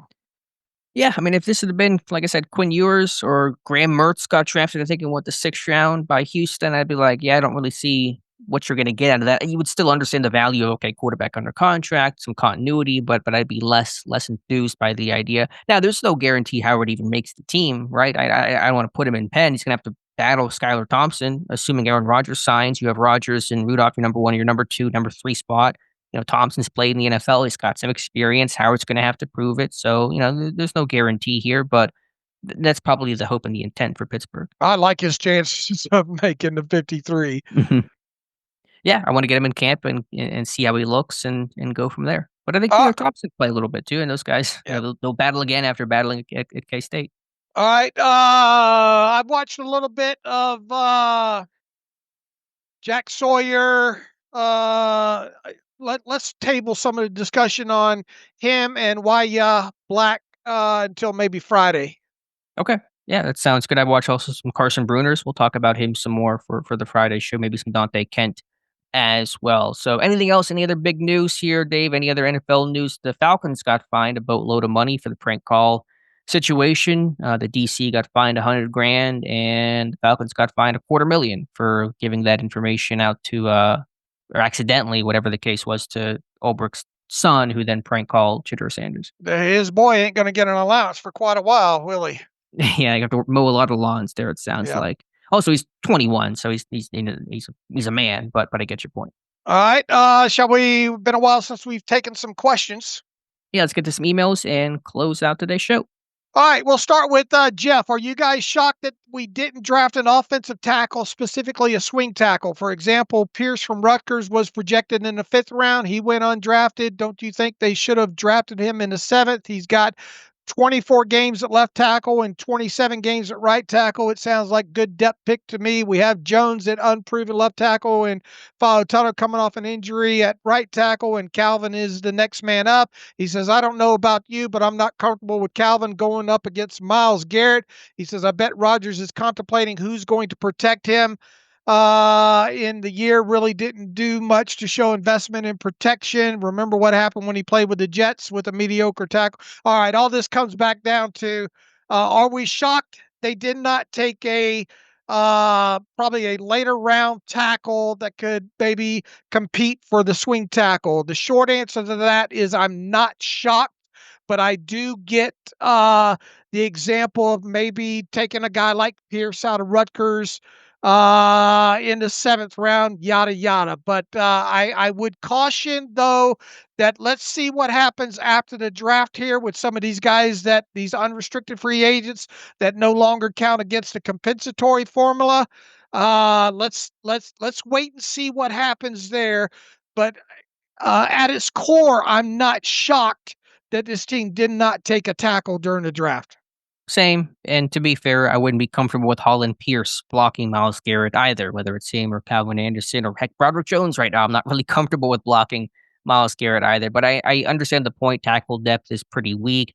I echo Dave's thoughts. I think a veteran signing should be the answer, and hopefully will be. Hopefully a veteran tackle does get brought in before training camp, because I do think tackle depth is pretty weak. All right, Bryce is back in here. Go ahead. Can I give you just, and I might write about this, I might not, and I know it feels probably so lowest common denominator even make this comment, but Zach Banner is back in the UFL. He's been starting at tackle, both left and right tackle, every week so far. I haven't really watched him personally. The grades for PFF, for what it's worth, are pretty middling, but would Pittsburgh bring that guy back? I mean, they like Banner. He got cut because of the knee injuries. Is that the craziest thought, to try to bring him into camp and just see what he looks like again?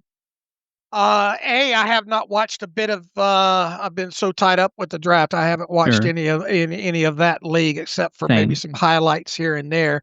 I mean, if he can stay healthy, it's not the craziest idea. Yeah, just a thought that I had. I mean, they obviously liked him, and it just was unfortunate with the ACL tear in 2020 and wasn't able to recover. But after a long road back, I mean, he's playing. I don't know how his knee's holding up. He's enough to play each week. So I'm not saying he's the answer, but would you just bring him as depth and just third team tackle and just see, guy that you liked and believed in, and wouldn't be, like you said, wouldn't be the craziest idea. All right, Bryce is back in here. Says, sorry, Dave, but on a recent podcast, you said that Shadur Sanders' off the field stuff, along with all the things that come with him, could very well make a lot of teams say, why draft a headache? He says, and to that, I have to ask you, what off the field stuff are you specifically referring to? He's never been in trouble, as we know, and you reported that Sam Keeler wrote that none of his teammates spoke negatively of him or didn't like him. So what are these off the field issues you speak of? Because it sounds like there are some folks in the media and NFL that just don't like when brashness comes in certain packages, because a lot of people are ready to look the other way when it comes to brashness of another certain quarterback that the Steelers are about to sign up, who has shown to be a proven diva, cancer, coach killer, and an overall insufferable type of person. Some things never change, I guess. Look, all the off the field stuff is not about him being a bad kid. It's just his dad, just the camera crews, the stores, just all the stuff that you see. And look, I don't know the kid. So am I maybe going over the top with this? Yeah, perhaps, but just all the stuff outside of the stuff on the field. I'm not talking about him getting arrested. I'm not talking about his relationship with his teammates and all like that. But some of the other stuff can't help. I mean, the opening up of the $1 million just after being drafted, and just the camera crews, and supposedly, and I don't know this for sure, showing up at the Browns facility with the camera crew. Yeah, And that was a gym, by the way. That was not the Browns okay, facility. That was all a right, nearby gym. all right. Just just the noise, Bryce. I mean, that's come along with this stuff, and his dad, and it's going to be hard to keep his dad out of the media when it comes to all this stuff. Just all of that peripheral stuff outside off of the field is pretty much where I'm loosely saying off the field stuff. Yeah, I think people should understand what that means. I mean, it seems like a good kid. I mean, Shador does not seem like a bad guy. When off the field, it certainly does not mean, as Dave said, arrest or anything. We got to worry about this guy getting in trouble in that sense. But all the things Dave mentioned, is Dion just at some point going to tweet out midseason, why are they playing? Why are they playing Kenny Pickett? Get Shador in there.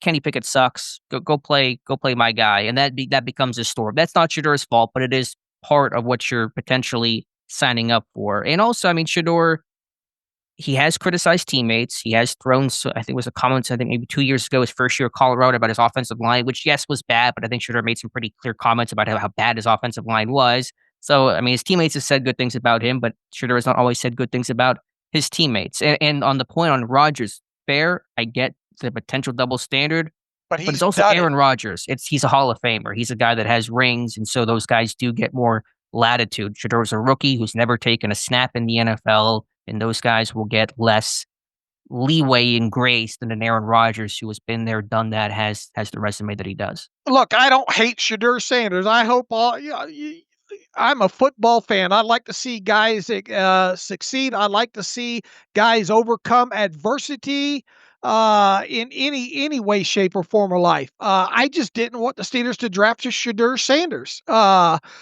plain and simple. And I think push comes to shove when you look at this in the rearview mirror. the Steelers had no intention of drafting Shadur Sanders, right? It doesn't seem like it. Now, had he been there in the 6th round when it came down to take a quarterback for Pittsburgh, would they have taken Shador or Will Howard? We'll never know, obviously. I think Cleveland will be interesting for him. It could be a good fit. It's a messy situation right now, but there's a real opportunity for Shador. Would not surprise me in the least if, even from a talent standpoint, he got snaps this year. All right, I'll leave you with this, Bryce. Scott Kaczmar, who's the great stat guy. He just so happens to be a Steelers fan. But before the draft, he didn't want the Steelers to draft Shadur for many reasons. And since then, he has a post out on 365scores.com that says the Shadur Sanders slide in the 2025 NFL draft is legendary, but also easy to explain. Go find that and read that, Bryce, and get back to me. All right. We'll get back to you. You need to read that as well too, Alex, if you get a chance. I do. Let's see. Craig Sampson writes in, awesome coverage. While a good draft, we still have a completely unproven offensive line and a very inconsistent secondary. He says the second defensive lineman and outside linebacker choices were luxury choices. We have nobody really behind any of the offensive linemen and nobody behind safety and unreliable cornerbacks. I'm disappointed we didn't address those. What are your thoughts? Well, this rolls back to the offensive line question. Tackle we already got, so I feel we've already addressed that. He thinks the second defensive lineman and outside linebacker choices in Jack Sawyer and Waya Black were luxury choices, and he's worried about the secondary. Yeah, I mean, listen, on day 3, you can go in a bunch of different ways. I do think it's more about talent, and I do appreciate Pittsburgh's vision of we're going to throw everything we can to focus on fixing this defensive front, stopping the run, getting stronger, more physical up front, and so I can appreciate that. I didn't love the Black pick. I think Sawyer's fine. It's a good talent. It's a good scheme fit, and Pittsburgh has to have really quality depth top to bottom at outside linebacker. You saw the injuries they had last year and the short-term pain that came along with that. Secondary, there's some unknown there, but I don't know if a 5th-round pick would have really changed the equation too much. I mean, they signed Slay, they signed Eccles, Pierre's brought back the special teams. They're high on Corey Trice. You add Thornhill as safety depth there. I mean, I can see the vision. It didn't feel like secondary was a must address. I agree with everything you said there, and let me get deeper into both of their tape and all like that when it comes to Sawyer and Waya Black. All right.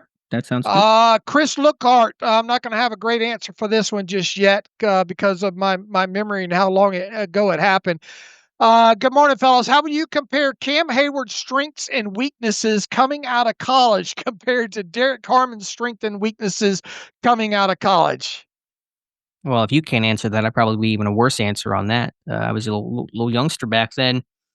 I think maybe Hayward was more powerful, a little more refined, but we didn't study Hayward the way we studied Harmon, so it's hard to compare. Yeah, let me get deeper into the Harmon film, and I can't even remember strengths and weaknesses for Cam Hayward coming out that long ago. Good question.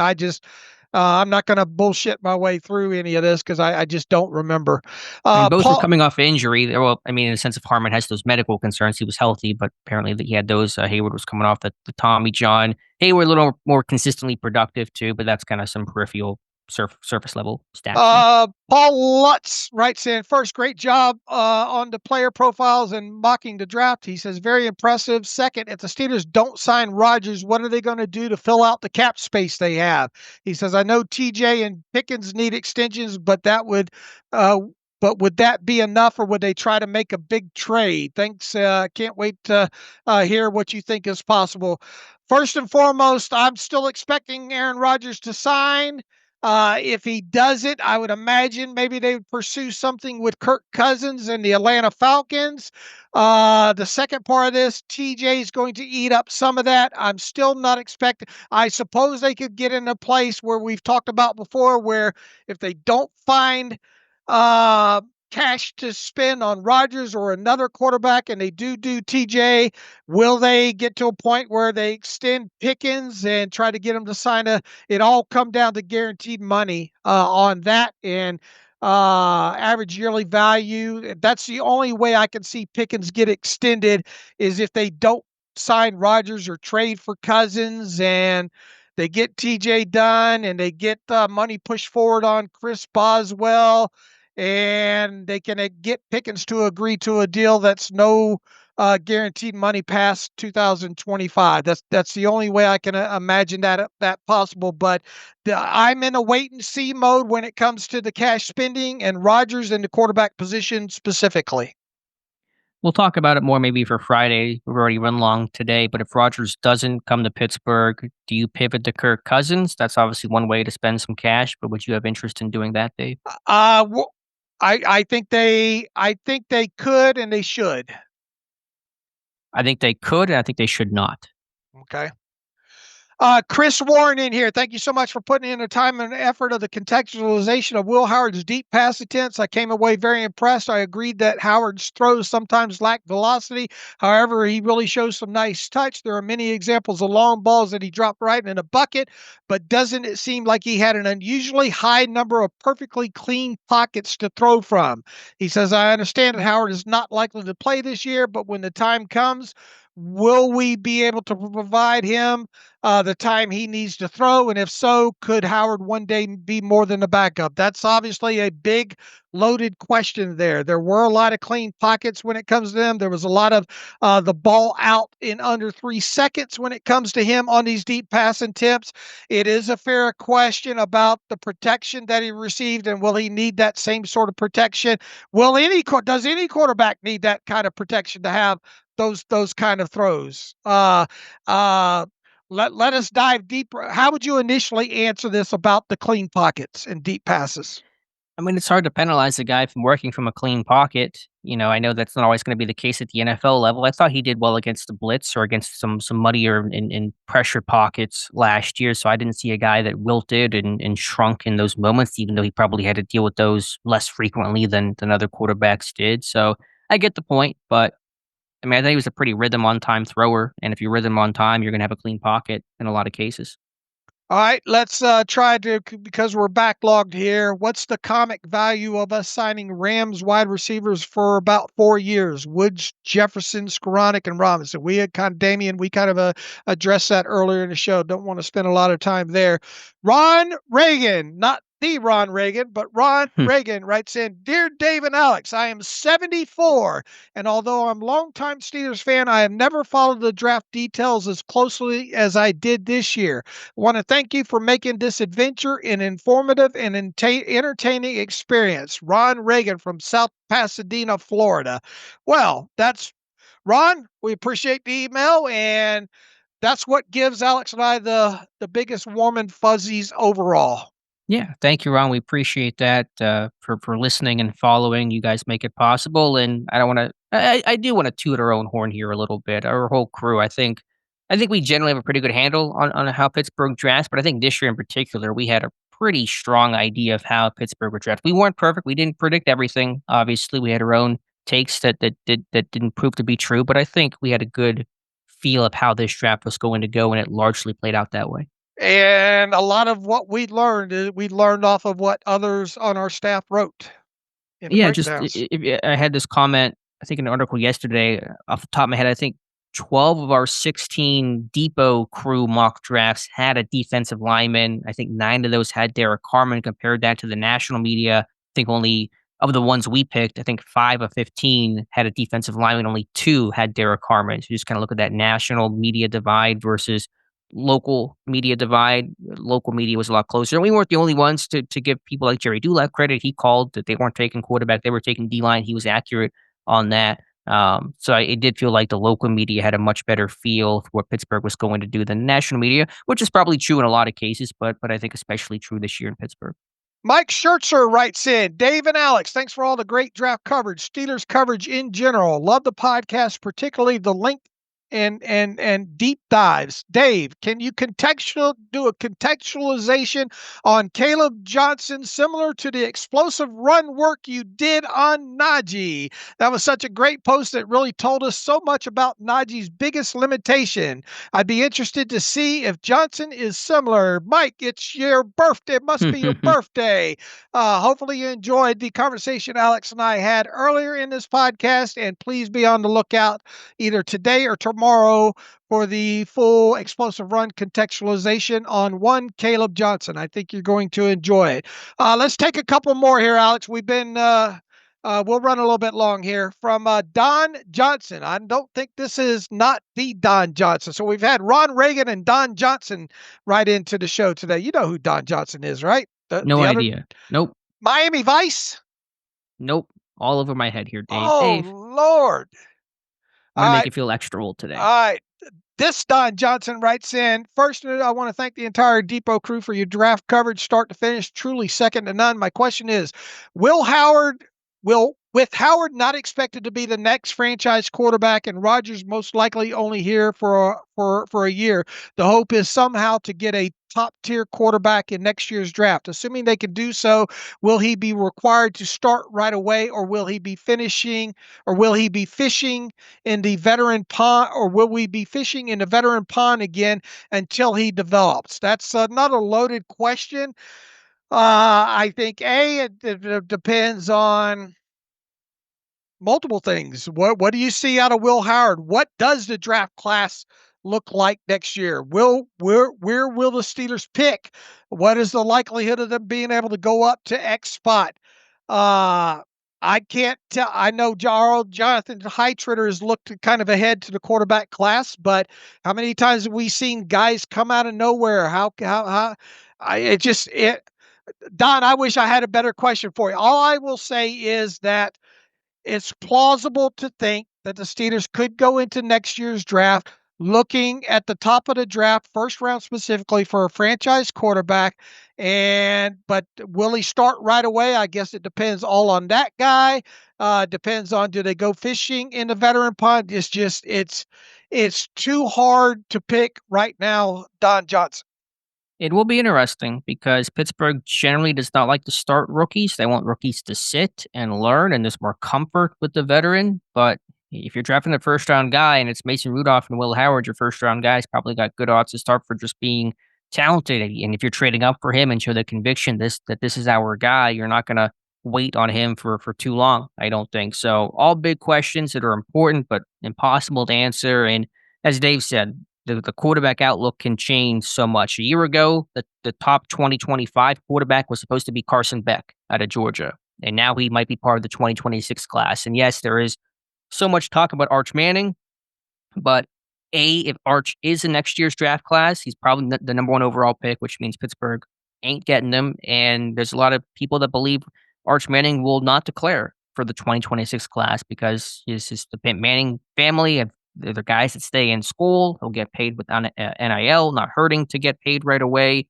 And so he may stay in school. I still think if Arch believes he's the number one overall pick of 2026, why would you not declare? Just what are you waiting for? But I wouldn't expect Arch Manning to be a Steeler in 2026. I know the question is not about Arch, but just kind of one comment because so much commentaries about tanking for Arch and whatever the play on words are there. And that's probably not a scenario that's going to come true.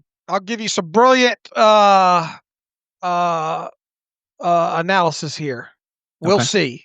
It's the best answer you could possibly give. Yeah. One more, and I do one more because Larissa writes in quite a bit, and I don't think we get to the emails from Larissa that often. Hi guys, your draft coverage was amazing, keeping all of us entertained and informed throughout the year. I wish you could do a podcast daily. So Larissa writes, so I love the draft. It wasn't what some would call a sexy draft, but it was solid and filled important gaps. What I don't understand is why we really didn't prep for next year's very important quarterback draft in regards to getting more draft picks. I realize that we have some third and fourth round compensatory picks, but teams like the Rams and Browns already have 2 first-round picks. Do we really think we can get into the top 10 or even top 15 with comp picks while others give first-round picks? Thanks for all you do. Good question, Larissa. How would you answer that? Yeah, I get the critique, but sometimes the opportunity isn't there. The teams, you didn't pick it to the way that Cleveland did, and had Jacksonville come up to go get Travis Hunter. That you weren't going to get that kind of haul and a move down for Pittsburgh at 21, and that would have required trading away from it, potentially losing a Derek Harmon. So I get the concern, but Pittsburgh will have additional draft capital they typically don't have. Maybe not as strong as other teams fare, but it's hard to win it all and have all the picks and all the players you want now and all the picks in the future. So I get the concern, but I still think Pittsburgh will be in position if they want to aggressively trade. Maybe that involves trading a 2027 first-round pick. I mean, there's still ways to go about it. I think for Pittsburgh, if there's a will, there's a way, there's a quarterback you like, you can make a deal happen, and we'll just have to see how it all shakes out. All right, good answer there. I think we should leave it there. We got a lot of emails in here, so apologies if we have not gotten to yours. If you deem it need to get to resend it or re-up it or whatever you have to do, and we'll try to get to some more in the Friday show here as well too. Great show today, Alex. Really enjoyed it. We'll go continue to deep dive into some of these draft picks. And any final thoughts before I close this out? No, yeah, jam-packed show today, so we'll definitely do more emails, I hope, for Friday's show, or the news cycle might be, knock on wood, a little bit later. But yeah, a lot to talk about today. Had a lot of fun, Dave, and we'll talk about it some more Friday. All right, as usual, you can follow me on X, Twitter at Steelers Depot. Follow Alex at Alex_Kozora. Follow the show at Terrible Podcast. Email the show, theterriblepodcast@gmail.com. If you like what we do and want to donate to the cause, SteelersDepot.com, hit the donate button. Also, if you like an ad-free version of the site, SteelersDepot.com, hit the ad-free button. Follow the directions that way. We have an iOS app on the App Store. Some people are saying maybe having a little bit of problems with that. I had our developer look at it. He says working fine with him. The user might need to quit the app and possibly uninstall and reinstall. So if you're having problems with the iOS app, try to uninstall and reinstall and get back to me, theterriblepodcast@gmail.com, and see if that solves the problem. So as always, until Friday, thanks for listening to The Terrible Podcast with Dave and Alex.